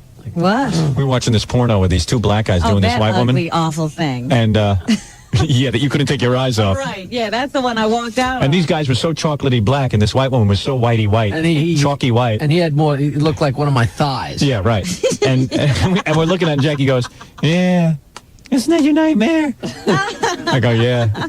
Your wife's probably thinking about that while you're doing it. And you had to admit it. Right, I said, that is a bad nightmare. But none of you really know. You know what? Your wives weren't virgins when you got them. Yeah, they probably went through. I'm sure Jackie's wife went through a few black guys. No, she absolutely did. Did she? Did she ever make love to black guys? Oh, sure. Really? In front of me. No, come on, did she? Yeah, I think so. You don't ever ask point blank because you don't want to know. No wonder you're worried if your wife is fantasizing about it. He's having the nightmare. Yeah. Yeah, your wife made it with black guys? No, I don't know for sure. You know? Did you ever ask your wife point blank? Yeah. She didn't. And she doesn't know whether she did the other thing either. I say she did. It's blurry. Yeah, I don't see how that's blurry. I'm not sure whether one of my feet was chopped off or not. Yeah. I couldn't even clear that up in my book. I just can't clear. I want a definitive answer from my wife. For the book, I need to know. Yeah. Well, we did. I wasn't even direct about it. Right. I told didn't Ratso. You have somebody else I had Ratso go interview Allison. I said, go interview my wife. Well, she's not going to tell anybody else if she hasn't told you. She can't bring herself to tell me the truth. With anybody else, Howard, we would say that sounds like a yes. Yeah. Well, no, she goes, I didn't have it. I go, well, what do you mean? She goes, well, it was tried, but, and I go, what? It sounds to me like it happened. I don't know. 20 years I know her, and I still don't know what happened back there. It's vague what a completion is, I guess. Yeah. You know. So your wife had black eyes, huh? No, I said He doesn't know. You do know. You just backpedaled. I never asked her point blank, I said. But you think she did? I'm scared she might have. It shouldn't matter. In other words, you don't want to know the answer. But you think it's a yes. I'm sure it could be very possible. I know my wife hasn't had black eyes. I think that would have come up. I know she's had a lot of like greasy, sleazy white trash. I saw one of them. I mean, the bottom line is, I'd welcome any black man to have my wife before any of these guys. You know, I have worse nightmares. You should see what it was with my wife. Oof. Oofa. It was a garbage disposal. All right. She says one of them was good looking. I don't you don't know. want to know that either. It's a no-win proposition. And one guy she was with he was an alcoholic in high school and was afraid to leave his house. So she'd go up to his bedroom and have sex with him there. The guy even wrote some kind of book about it or something. He just would drink all through high school and was afraid to leave his house, so she had to go up to his bedroom. Sounds like a great catch. And she'd do him while his parents were. Yeah, great catch. I don't think he's left his bedroom to this day. Oh, boy. Did she used to, bring him a couple six-packs? I still don't understand what happened. Let's call my wife. I still don't understand what happened. How do you date somebody like that? Yeah, what the hell's wrong with her? She obviously focused on the needy. Yeah. What does that mean about you? You're needy, Howard. Yeah, dude. It's not a real good selling point. No, I know. It really depresses me when I think about my wife. Like I really was her savior. And that's sad. But, you got to wonder, what did she see in you? I don't know. I don't know what anybody ever saw in me. You left your room? Barely. That's a negative. I barely leave my room. Yeah, my wife complains that I don't like to go out. She was dating a guy for 3 years that wouldn't leave his It room. wouldn't come out at all. Hey, wait a second. You'd date her outside. Fred, take a break and I'll call my wife. I guess so. We have some things to clear up. Yeah, now I'm good and worked up. You would have to say that Jackie has a wife and a partner. Yeah, you sure would. He's very lucky. All right, Nancy. And an annoying black woman that I work with. Let me ask you. But I've never slept with. Let me ask you a question. Have you ever slept with black guys? Plural? Yeah. No. All right, Have one. have you ever slept with one black guy? Yes. No, we didn't sleep. No, we didn't sleep. You stayed up all You night. made love. Jackie. Do you ever think about him while you're making love to Jackie? Get Dominic on the phone. You never really knew the answer to that, Jackie? I think she told me a long time ago, and I don't think I ever asked again. Gary wants to know if you ever had multiple partners. Ask him what he's doing Friday night. My wife and I are coming over for dinner. That sounds like that might be a yes, Jackie. No, I never have. Not Really? Not in reality, but In your mind. but in my mind, yes, of course. You have thought about having sex with me, haven't you? That we know for a fact. Everyone's in my parade, Howard. She had a dream about me once. More than once, right, Jackie? Why don't you ask her with her on the phone? Well, it's better if you back it up. No, I know absolutely once, but I don't know. I'm sure more than once. She's horny for me. Sure. I'm horny for, well, never mind. You're horny for everyone. Do you ever think about the black guy when you're with Jackie? Ever? To tell you the honest truth, I don't even remember what he looks like. Are you trying to say about me now? Are you trying to say that all black people look the same? No. All I can think of now is when it was a blur, that's what I'm saying. How'd you end up in bed with a black guy? What happened? Were you hitchhiking? It was a... She was drunk. It was a friend of a friend, and no, I wasn't hitchhiking. Were you drinking beer? Probably. Whatever I was drinking something. Was he wearing a ski mask? Oh, no. Had he crawled in through the window? Did he crawl in through the window? I think the Oriental guy got her drunk, and then the... That was you with the Oriental, Jack, not me. You know, when you said, does Nancy fantasize that Jackie's black, all I can think of, remember when we played Club and A? Yeah. And Jackie was in blackface? Yeah. I would open it on. Hey, Robin, tell everyone how I look better in blackface than I am as a white man. You said that. You seem to like yourself in blackface. I really look like Ted Danson in black. Maybe all white people look like Ted Danson in blackface. But we did a sketch on Saturday for our New Year's Eve event, and I play it in blackface as Ted Danson, Sherman Hemsley as Whoopi Goldberg. And I thought I looked striking in blackface, actually. I thought I didn't find myself... You thought yourself quite handsome. Yeah, because I don't find myself handsome, but in blackface I look good. What do you see? What kind of hair did you have? Big white lips. He had Ted The big Danson white hair. lips. I have Ted Danson hair. I had a wig on. I'd like to see that. Yeah. Oh, wait till you see it. It's funny. Sherman Hemsley's great. I read it. It is funny. Yeah. Oh, you got to see the reality of it, though. Well, of course. How come you let your wife read the scripts? I don't let my wife read them. She never reads them. I bring them home and she never reads them. I always read them. You always leave them on the island, and I always read them. So, all right. So to clear this up, you had sex with a black guy, and where did you meet him? I don't know, at a bar or someplace in Oyster Bay, probably. So you were at a bar in Oyster Bay, and a black guy starts talking to you. No, it was a friend of a friend. And he takes you back to his place? No, we were outside, as a matter of fact. You just did it outside? Yeah. So you were in the back of the bar you did it? No, on somebody's lawn. You just met this guy, and you're on a lawn with him?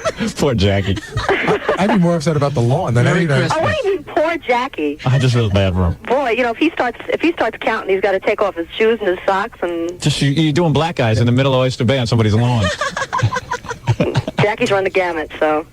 Yeah, Jackie's had his outside sexual escapades, too. It's different for a man. I don't get too upset. Oh, get out. It really is. Get out. There is a difference. These double standards. I know that women don't understand that. There is a difference. There When a guy slept with 100 I know that women, men nobody don't says no, it feels understand it, but there's different. no difference. I mean, that black guy's going on saying, yeah, I had a white woman. I had her right on the lawn. Jackie the joke man's wife. Yeah, I had Jackie the joke man's wife on the lawn. He's probably opening up. I don't think he ever knew my name. He So. put a marker down on that lawn. Yeah. Right I had some here. screwy white broad on the lawn. Right here. So you went on the lawn with him in the middle of the night? Yeah. See, I had a hard act to follow, too, Howard. Yeah. Oh, boy. A lot of rough and ready Well, moments. I think these two, they met each other, and they deserve Kismet. each other. Kismet. All right, Nancy, thanks for sharing. In bed, that's true. His personality is grating. I understand. I know what you're saying. All right, Nancy, go back to bill paying. I know you have a company to run. Yes, I do. And we certainly don't want to keep you from that. I couldn't give a plug, can I? Go right ahead, Nancy. You got me on the air? I think you were I open. didn't call in just for a plug. I think you were open and honest, and I think you deserve a plug. Go ahead. I'll bring home a copy of Ebony. I don't need to read. I have a very vivid imagination. Do you ever buy Ebony and look at some of the black guys and go, No, but I happen to think that. I mean, I read mail. Was the guy very black or was he light skinned? He was a football player. He was a football player. He was? Oh, Jackie. Oh, so you mean like a famous football player? No. But a big guy. But a big black big man. football player. Yeah. Mendingo warrior. Now he's got visions of Kunta Kinte. Yeah, right. like an African slave. I think she's Black men are. I'm very, very attracted to black men, I have to say. Yes, and who isn't? That's why you married the very white Jackie. Yeah, Jackie looks like a black man. He's blonde. Black men and albinos I go for. Either end of the spectrum. Really? You do? And everything in between, actually. And you are attracted to the black man, and you acted out on it. She's in heat. I have to say that most men that walk by me, I'm always picturing men naked, you know. Right. Really? Yeah. Yeah, for the most part. So you could be hot about just about anybody. Yeah, Well, no, I mean, I could be attracted to just about anybody, but Right. you know. You must feel very special, Jackie. How do you feel, Jackie? Oh, I feel great. Just about you or anyone else? No, I wouldn't go to bed with anybody. No, I know, but you could form an attraction. I'm more attracted to Jackie You're not than attracted to- anybody I else don't think ever. she Right. shocked anybody with anything she said. You're not attracted to Gary Dell'Abate, are you? I could go walking by no problem. That I knew. And what about Fred Norris? Fred's very attractive. Really? She loves You know, Gary's very attractive too. Really? I like everybody. Even his teeth and lips and gums? Especially. No, I could tell him not her type. Especially his teeth. No, I am more attracted to Jackie than to anybody. Right. Well, Absolutely. That's the right thing to say. Jackie. Although we know you'd rather be with me than Jackie. No, that's not true. I think so. That's not true. I think it is true. I think we all know it in the room. Well, it's you or a black man and then Jackie. Yeah. First black man, then me, then Jackie. I'm very attracted to my husband. I'm closer to the black form You are? than Jackie. Yes. I have very dark hair. Okay. So, go ahead, your plug. And black guys, listen up. Nancy will be appearing somewhere. You go see her. This Thursday, the 16th, at Classy Coffee, and Friday at the Homestead. You'll be singing. It was All Fucked Up, my band. All folked up. It's almost time for Christmas carols. Tell them about your CDs. Oh, that's right. Oh, and we have a CD coming out. All folked up? Well, we have two CDs coming out. One of the CDs is a music CD. Yes. And the other one is spoken word. Oh, wait, she's got to go get something. I'm sorry. Black guy at the door. She had to go. Two CDs. One is a comedy CD of Jackie's that'll be out before Christmas, and we have a music CD that has my Christmas song on it that you played. And what we did was we put a real lot of the songs that you've broken Jackie's chops about on the CD. You know, like To Whom It May Sing a little bit of your Christmas song so people know what We they're... wait all year, and finally here it's Christmas. All right. Nancy Sirianni Now, are Martin. you guys having your Christmas concert this year? No, we're not. But we're playing the Eastside Comedy's Christmas nightmare. party. Yeah. And then we carol the night. What a nightmare to have a 23rd, wife who's so into this nonsense. Everybody's welcome to come. I'd much rather have her out singing Christmas carols than Than sleeping on trolling through Harlem. on the lawns. With Yeah, right. Keep her singing, trolling through Harlem. All right, Nancy. Thanks. Good luck to you. Thanks in your... for asking. All right. Okay. That's Nancy Bye. Sirianni Martling, who Jackie's prize. My virgin bride. You were worried about I know. the losers in your wife's past. I can't imagine the losers in Baba Booey's wife's past. I've asked. Really? Black guys? None. I don't know why that's losing, though. No, it's not losing, but Why do you say that? I'm talking about sleeping on the lawn. Sleeping on the lawn in I'm Oyster pretty Bay sure. I'd like to think that my with wife. strange black men that she met in a bar. I'd like to think my wife has at least made it to the bedroom. Fred, has your wife ever made it with a black man? Do you know? Some guy named Colin Ferguson, I think. Oh, stop it. She did. I swear. No, I don't know. I don't. Evidently, white guys are very uptight about this guy. Have you ever asked that question? Have you ever asked? I don't want to know about anybody she ever dated. Black, white, Hindu, doesn't matter to me. I don't want to know. It's a good thing you don't talk to her. See, I dated somebody who dated a black guy, and I thought that was sort of interesting. It made them seem less inhibited about things in general. Yeah.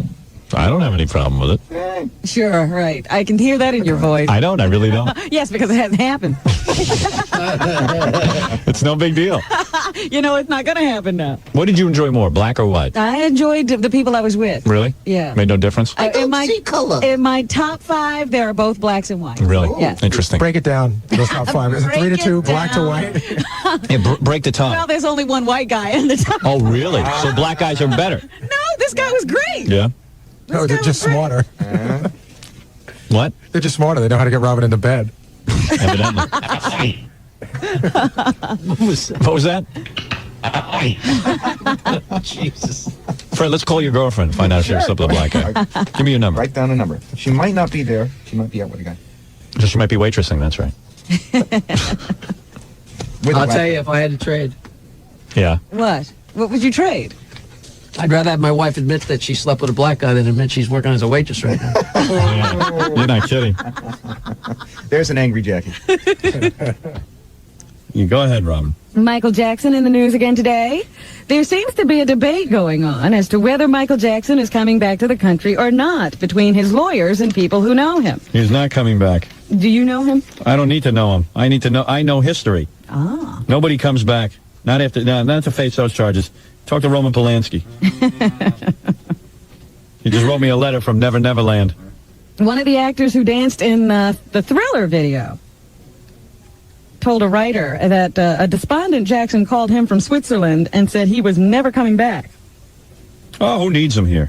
All of his money is being taken over there, and he's selling all his holdings in the United States, according to this dancer. I saw a report on, I think it was CNN. Michael Jackson, right now, they think, is having his face changed so he'll look like Benny Hill. You'll never even be able to recognize him again. Well, he was a big Benny Hill fan, from what I understand. That's right. That's correct. This guy says that he had a 14-minute tape of his phone call with Jackson that he played for this writer. No wonder he's never coming back. He says friends are hiding Jackson. And they say Jackson is a real mess. Oh, yeah? Yeah. Gee, I had no idea. Used to see him at these award shows with these little boys on his lap. I'd say, is anybody concerned? Why are the parents allowing this? Everyone was like, no, he's an innocent spirit. He's a man boy. I heard that Liza Minnelli. He's a man boy. A man child. He's a man child. You show me how many... Would she go defend these other man child who were running around with young boys? I don't think so. I think everyone's lost their mind. You know, but the way they're painting this Michael Jackson, he's the Anne Frank of 1993. He's hiding from the Nazis.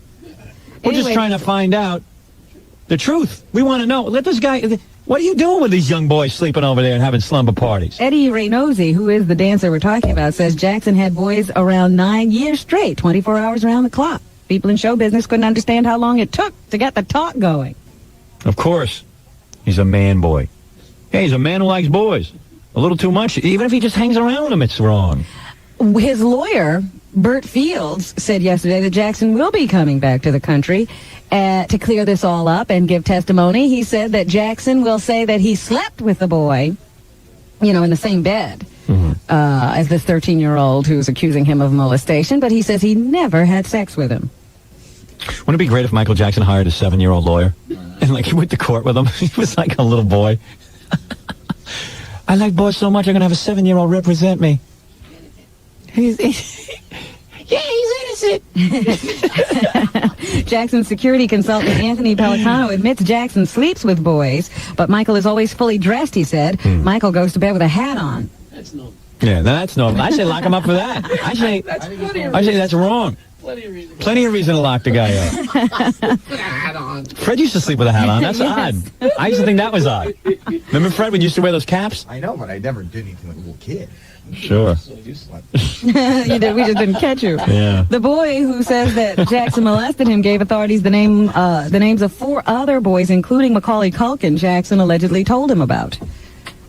Macaulay, I love you. Where's my hat? Let's go to sleep with my hats on. I got a hat on. Did you just say you got a heart on? No, I got a hat on. You stupid. Yeah, it's because one of the boys will testify. Michael Jackson had a heart on. I had a hat on. He told me he had a heart on. So anyway, we don't know where Michael Jackson is at this point. They say he's no longer at that British clinic where he was receiving treatment for a drug problem. What? I'm at the playground. So we don't know where he is. We don't know if he's coming back. We don't know what his defense is. I tell you, I called for a full investigation, and after that investigation is over, have another full investigation until you turn something up. I gotta get dressed for bed. Where's my hat? I want to go to bed. Hey, I'm tired. Give me my overcoat and hat. I'm a 9-year-old. I need my hat, a 9-year-old, and my overcoat. Not necessarily that old. I'm sleepy. I'm really trying. Let's go to bed. How come there's no 9-year-old boy in my bed? I got a hat on. I forgot my 9-year-old boy. I'm exhausted. I got to put on a tuxedo. Yeah, I got to get fully dressed. What? And a 9-year-old. Neverland ran. I understand he came into town, he fired up the carousel and was running around. Did you read that? No. Yeah, he pulled in, Michael Jackson, and the whole... on the Ferris wheel? Yeah, they had the Ferris wheel going, all the lights on the... And he was with 2 young boys. Yeah, he's been traveling with those boys since he started the Dangerous Tour. Those 2 New Jersey kids. And I think that's great. I think that's really good. That's balls. That is balls. Neverland. If I was smart, I'd never land in the U.S. That's what the name is, Neverland. Wait a second. Who put this plane down in this country? There's a whole world out there. I said Neverland. I didn't mean my ranch. Where I am, Europe. What is he, crazy? I think the answer to that question is yes. Where are those kids? So far, my wife's the only one who messes up with black guys.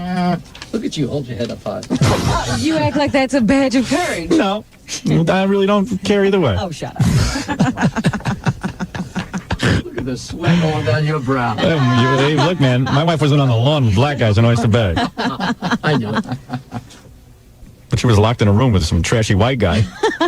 What's the difference? Guys are guys. Whether they be black, white, or Chinese. Somebody had her. Yep. Who's that knocking on my wife's door? Everyone. Mary Beth Whitehead in the news again. She did an article for, I think, Red Book magazine. It'll be... Gee, I wish I could hear that conversation between Gary and his wife going on. It sounds he's like been gone for a long time, hasn't he? I don't want to talk on that disgusting show. The only show... How dare you call me about this? The only show that will actually pay you to make a living. I'm not going to be like the other bims that come on that show. Yeah, I'm much better than Allison or Nancy. How dare you even disrespect me with a call? Monkey. She's probably getting a 3rd degree. Yeah. It's getting reamed in there. It's no one's business who's been back there. I'll buy you more software. Wouldn't it be funny if she had the worst record of all? Yeah. 30 black guys. All on the lawn. All on the lawn in Oyster Bay. Shot heroin with it. Shot heroin We with did it. a couple speedballs and I lost control. Well, when I was prostituting... We shared a needle and... Did I tell you about the night with Pablo? I had to get my money. Some money for the crack. Yeah, that would be great. Unfortunately, I don't think it's going to happen. No. Go ahead. The country's most famous surrogate mother, Mary Beth Whitehead, is going back to court to fight for more visitation. I don't care what kind of bargain you strike on the side. The woman who has the child inside of her, that is the mother. Whether you like it or not, or you want to face it or not, that is the case. It was this guy's, as you say, sperm and her egg. And she is the mother. And no matter what kind of bizarre contract they entered into, it should not be legal. Unfortunately, I always feel that once a child is created, the child should be the person we care about. Forget the parents at this point. Right. What is best for the child? Well, that was what the courts tried to decide. And what is best... No, they didn't. Yes, they did. No, they didn't. Yes, they did. No, they didn't. Yes, they did. No, they didn't. And what they actually came up with the wrong decision. See? So now the question is, should Mary Beth Whitehead get more visitation of this surrogate child? And the answer is no. We're going to take a break. Come back. We should finish up the news and get Ronnie Spector. Well, let me just say that thank goodness Robert Goulet survived successful prostate surgery. Oh, good, because I love when he punches Merv Griffin. The other day. And is okay and will be back on stage in Camelot on December 28th. You ever see him do Camelot, Robert Goulet? No. I've never actually seen him do the play, but I've seen him sing it. Yes. You know, oh, I've seen him sing it. He doesn't really sing, he talks. Right, he talks through the whole song. In Camelot, it takes a lot to be divine. A lot to be divine. In Camelot, it takes a lot to be that now. But it's like talking. It's not even singing. Yeah. I don't know that he sings. Why wasn't he more famous? Wasn't he famous for a while? He sort of screwed up. Yeah. Got reputation of being kind of difficult. What's the other song from Camelot that he does? The only song I know he does is If Ever I Should Leave You. If ever I should leave you, it would be in... Or it wouldn't be. It wouldn't be in springtime. Wouldn't be in springtime. Not summer or fall. It's like not even singing. He was the original rap star. What is that? No, somebody just called to let you know that there's a blood test to detect a prostate cancer. Oh, is it? Yeah. Let's just do it. Stop it. All right. All right, let's take a break. They say now, of course, that he was an obvious hoaxer. Right. Meanwhile, Current Affair and AP were chasing me around yesterday, trying to get a comment from me early in the morning about, well, how did I feel that the gunman was saying Baba Booey? I said, you idiots, that was on Channel 7. That was one of those maniacs calling in and going, Baba Booey, Baba Booey. Dean Daniels of WCBS Channel 2 News says, these things will always happen. Oh, yeah. This is something you should not take lightly, but someone who is ingenious is going to get through. See, I told you our audience was ingenious. At Channel 7, they say, you know, this is a very serious thing, and we try to screen our callers, but every once in a while, you'll get one of these idiots. Oh, one of these idiots. Oh, so that guy's he's an either idiot. ingenious or an idiot. An ingenious idiot. No one wanted to get specific about the screening process you go through. There to is get no on screening the air process. for obvious reasons, they say in the paper. That guy called us. He said he called up Channel 7, and he said, hey, I'm at the scene. Can I get through? And they got him right on the air. 15 seconds later, he was on the air. There is no screening process. Some of the tools producers use to verify calls are cross-referenced phone directories to check the geographic location of the caller, and a series of questions that might indicate whether a caller is serious. You're a witness, right? Honestly? Okay. Swear? This Daniels person from Channel 2 says, we're always looking for eyewitness verification. Yeah. We try to minimize the impact of idiots getting on the air. Hi, I'm on the scene. You're on the scene? Honest Injun? Yeah. Cross your heart, hope to die? Yeah. Swear to your Lord Jesus Christ? I swear. Okay, we'll put you right on the air with Mr. Butel. Hold on one second. Hello, Bell? Yes. You're on the scene? Yes. What did you see? Baba Booey. Baba Booey. Baba Booey. And what else? What else did you They say that neither Butel nor off-camera producers appear to realize the call was a hoax. Where is that call? I haven't. You got to hear this thing. You got to play that. Dexter, you were a passenger. May I talk to you for a moment? Are you there, Dexter? Hello, I'm waiting for you. Okay, Dexter, I'm here. Thank you for coming with us. Can you tell me what you saw? Where were you? Were you on the train? Yes, I was on the train, and all of a sudden this man, him starts yelling, running around the train, starts shooting up all the people on the train. The most frightening thing I've ever seen in my life. Mm-hmm. Well, tell me more about it. What did the other passengers do? What did you do? Well, all of a sudden the man, when asking him, what you doing this for? And him saying, Baba Booey, and saying, Baba Booey, Baba Booey, Baba Booey. What did that mean, Baba Booey? I don't know what they mean. Baba Booey, Baba Booey, Baba Booey.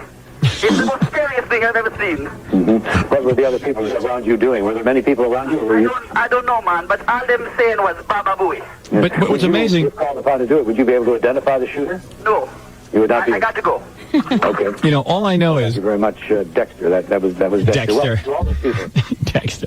All I know is no one at Channel 7 knew what was going on. They wouldn't explain that was an obvious hoax. No.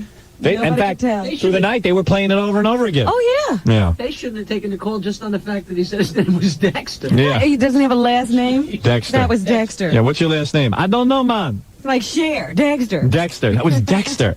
Cher. Dexter's on the scene. Dexter is there. Dexter, hello. Hello, man. Worst Jamaican accent I ever heard. Yeah, man. And he's laughing through it. I know. I'm telling you, man. The man was as big as your liver spots, Bill. You say the man was as big and brown as your liver spots. You're saying he was as brown as my liver spots. Now, I'm going to hold up to the camera now my liver spots so that people at home can understand that the man was rather dark in complexion.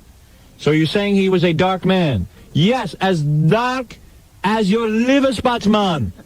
That exactly it, man. And then he said, Baba Booey, Baba Booey, Baba Booey. Now, it was obviously a hoax. So the next thing I know, the reporters are chasing me around. Like I'm the Fisher King or something. I'll be out on the street with Robin Williams, homeless. How do you feel that the man was saying Baba Booey? And I don't want to see any more innocent small children being affected this way. Ooh. That's her husband throwing a chair at him. Well, the Jackson family thinks that she's brainwashed by Jack. Yes, we will have comments from Catherine after we okay. hear the comments, but LaToya had to But LaToya was really upset. Her voice is shaking. Yeah. It sounds like Gary when he's mad at me.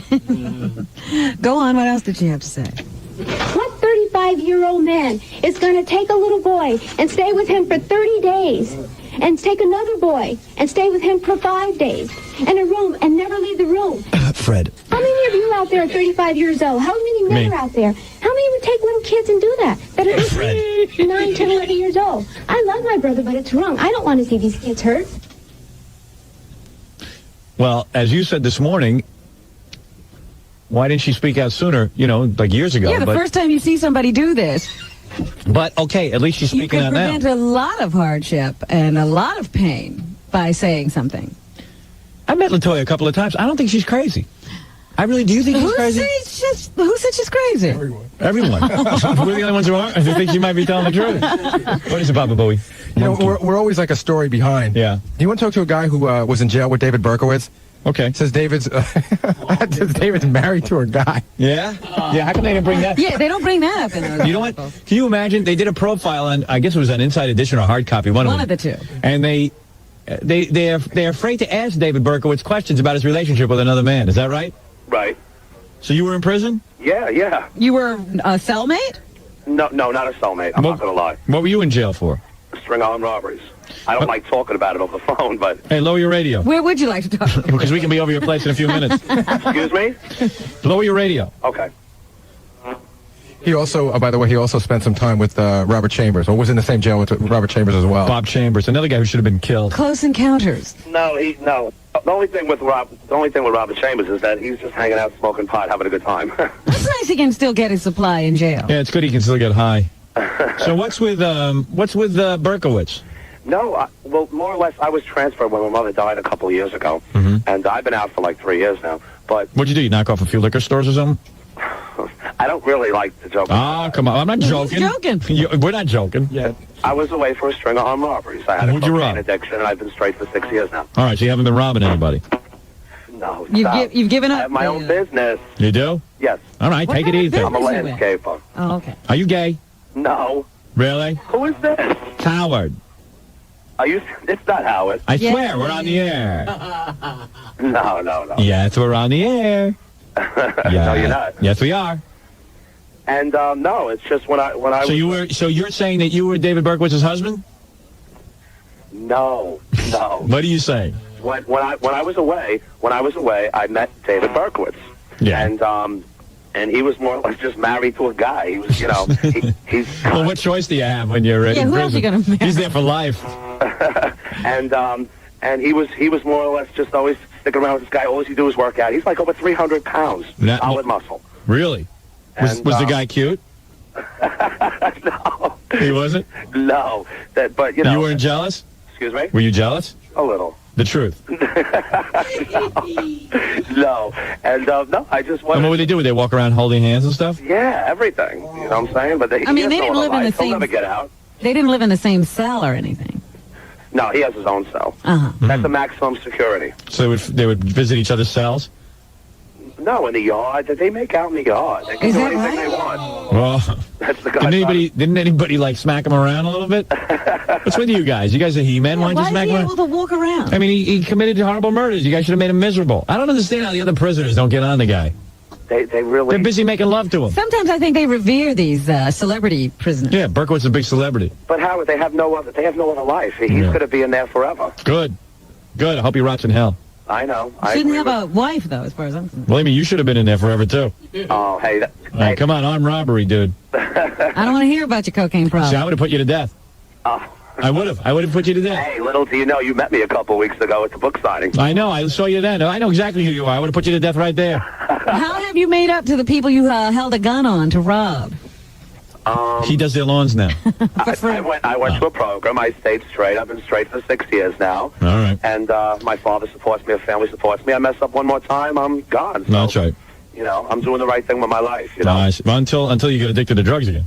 No, I've been straight 6 years. I don't even have the urge anymore. No. All right. Very good. Okay. Well, thank you for sharing the information. All right, Howard. All right. Take care. Bye, Bye-bye. Robin. Bye-bye. Stay away. Go shoot up. President Clinton gave his holiday message as we go into the Christmas season yesterday. Here's a little bit of what the president had to say. Jeremy, I love you. I ask tonight that all of us, each in our own way, express our gratitude to the men and women of our armed forces who are overseas at this Christmas season, to all those who serve us here in the United States, to our families and friends, and to all those to whom we could give a little something extra. What do you say? Who could we give something extra to? I don't know. Me! Me, Jackie the Joke Man. And here's a little music from the White House celebration. All right, little music last night at the White House. California, go, la la la la, sha la la la la la la, sha la la la la. Who is that? They're terrific. That is Elephant Boy. Now, will you play the real music? You don't like that? That was not part of the White You're House. saying Elephant Boy wasn't at the White House? No. All right. Whoa. What's that, black people? What is that? Are we back at the funeral?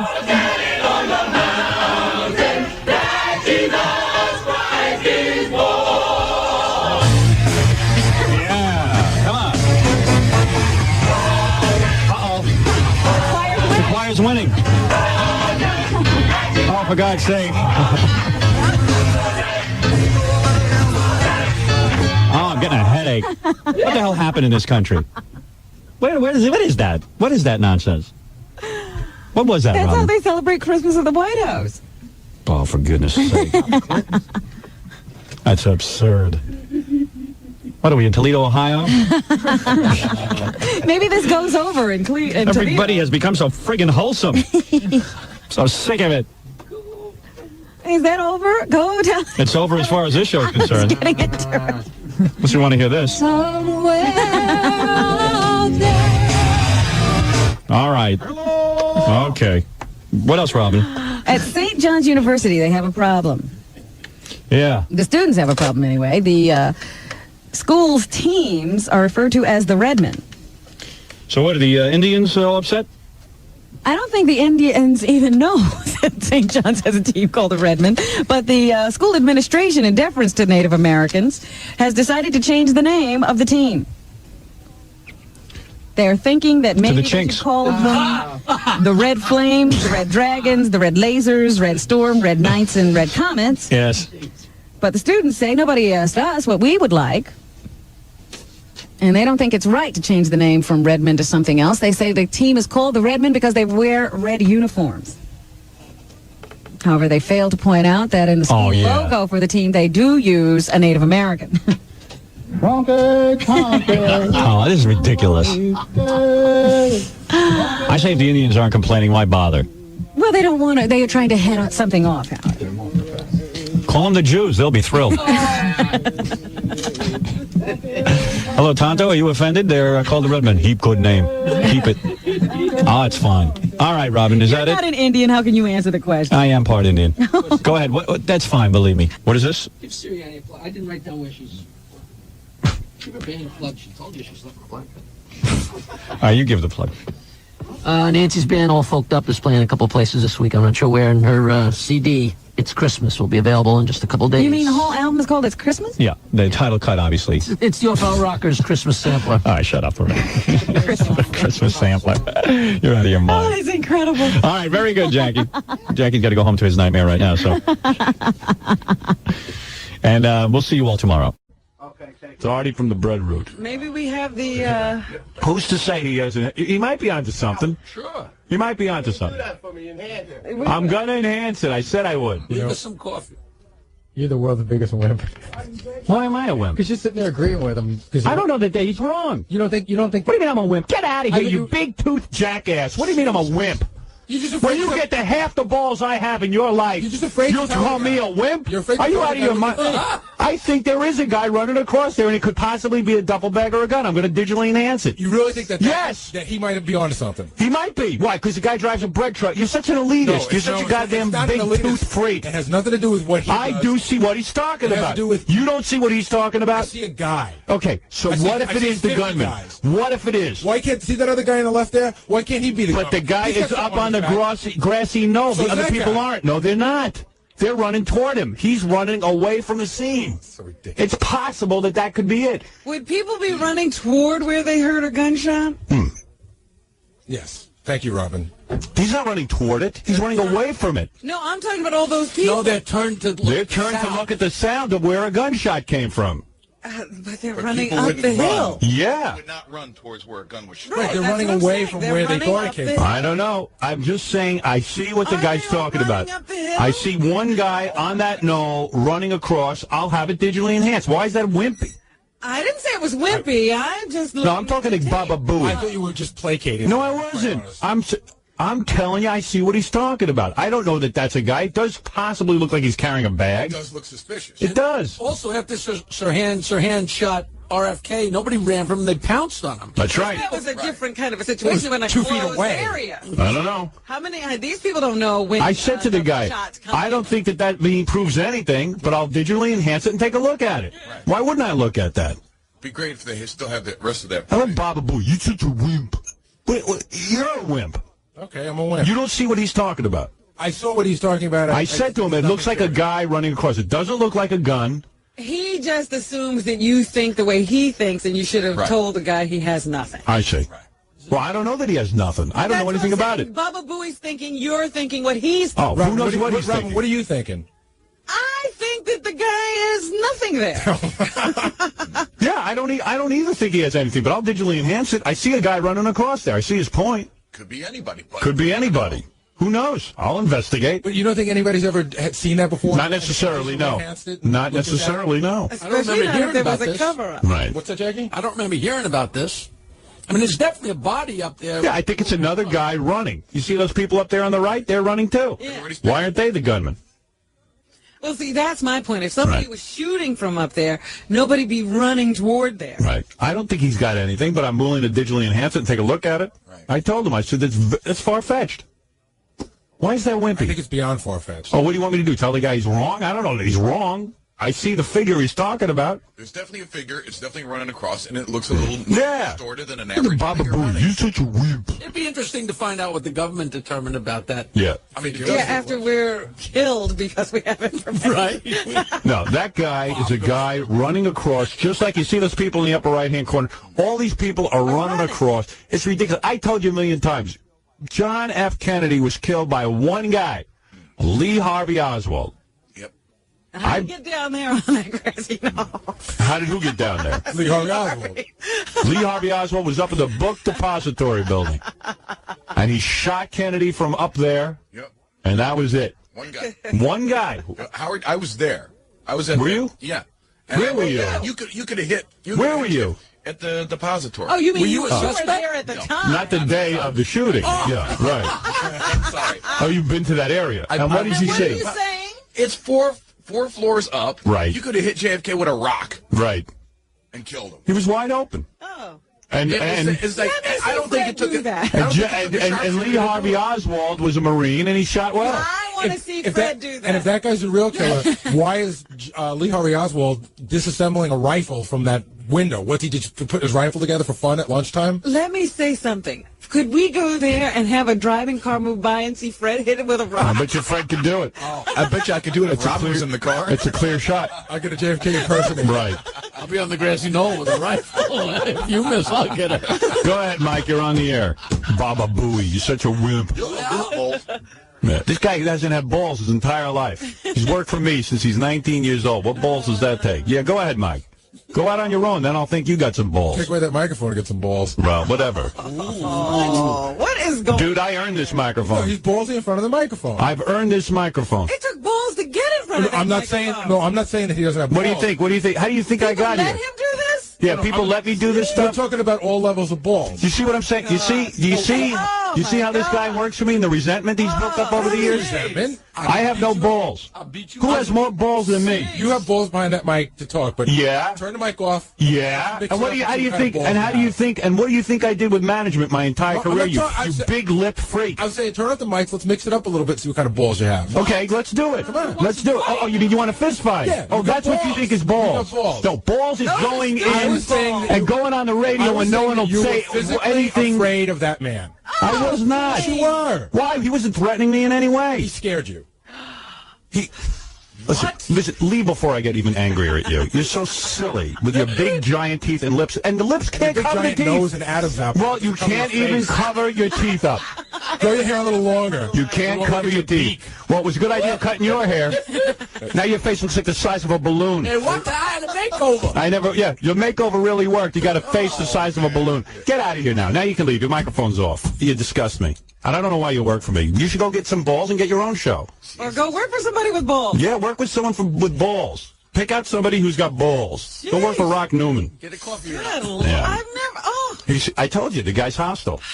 What did I tell you about him? Nerve. Yeah. Oh, after what you've been through. Yeah. To get him a job. Yeah.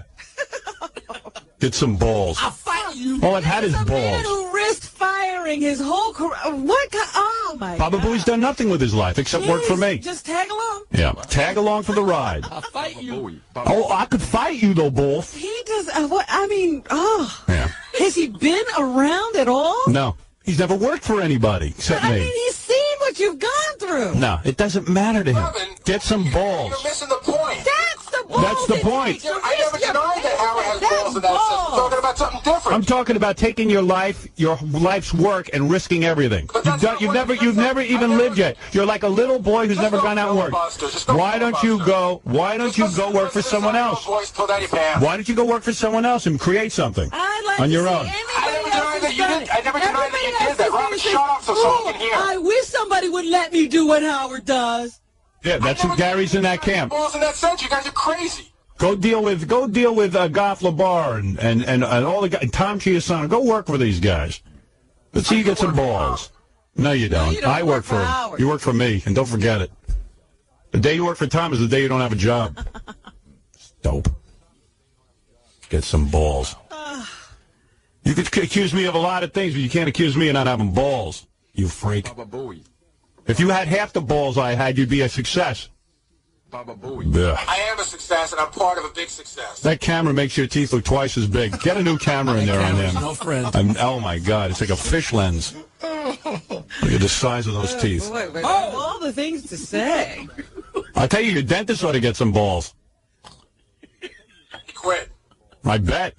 He jumped from the 21st floor. He hit a girl in the head. He really did. I'm looking for a new dentist. Why did he quit? He retired, I think. He was retarded. Why does every dentist of his meet with some sort of strange fate?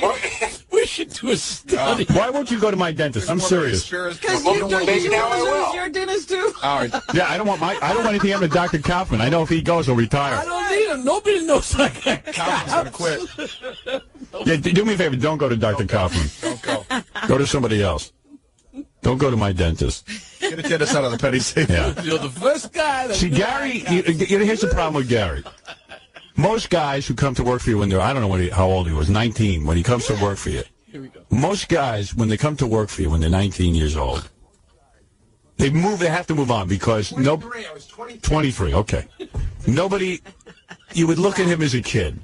But I did something nice for him. I elevated him. I always felt he had capabilities. I believed in him and all that stuff. And I gave him, but the problem for him is psychologically. He's always been childlike. And I have protected him. And now... With yours lack of balls. With my lack of balls. And I've always... So what he has done is built up resentment. For example, I told him to go to my dentist because I saw he had a tooth problem.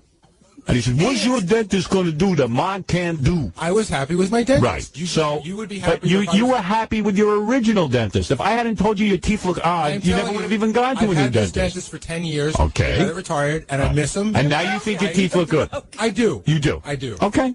Well, then you got no problem. And I've been to another dentist. I had to go for an emergency. So, in other words, I said to Gary... Let me just finish the sentence. I went to another dentist, and he said that my teeth look good. Okay. I said to Gary. But since it doesn't have your good housekeeping stamp of approval, it can't be good. Now you've revealed yourself. No, so I said to him as a friend, hey, your teeth don't look good. And I declined your offer. And he attacks me. He goes, your nose doesn't look good. Your Adam's apple doesn't look good. So wait a second. So I said,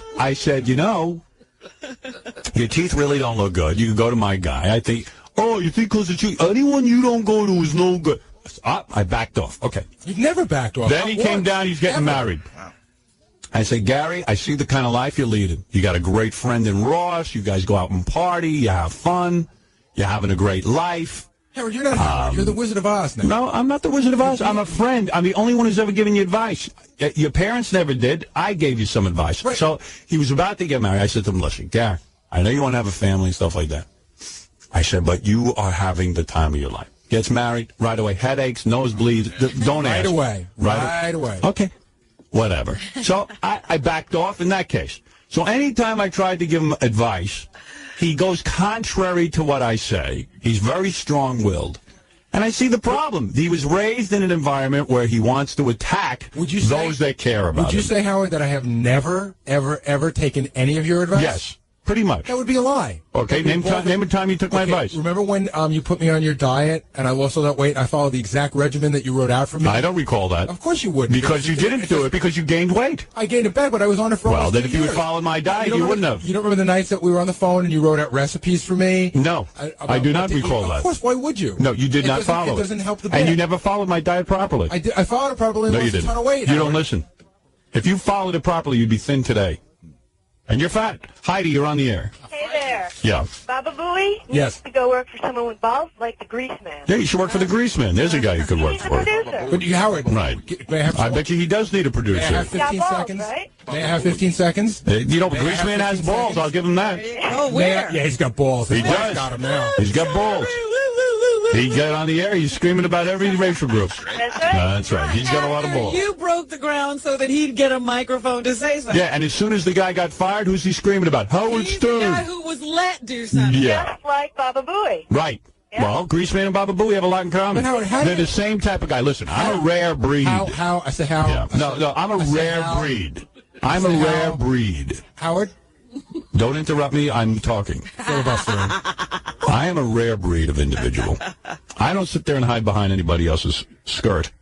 Which no one in ever, life, I took accused my own path. Yes, you just did. I didn't. You told me in the balls. No, but wait a second. Can I just get... I took my own path. Can I have 5 seconds? 10 seconds. How about 10 seconds?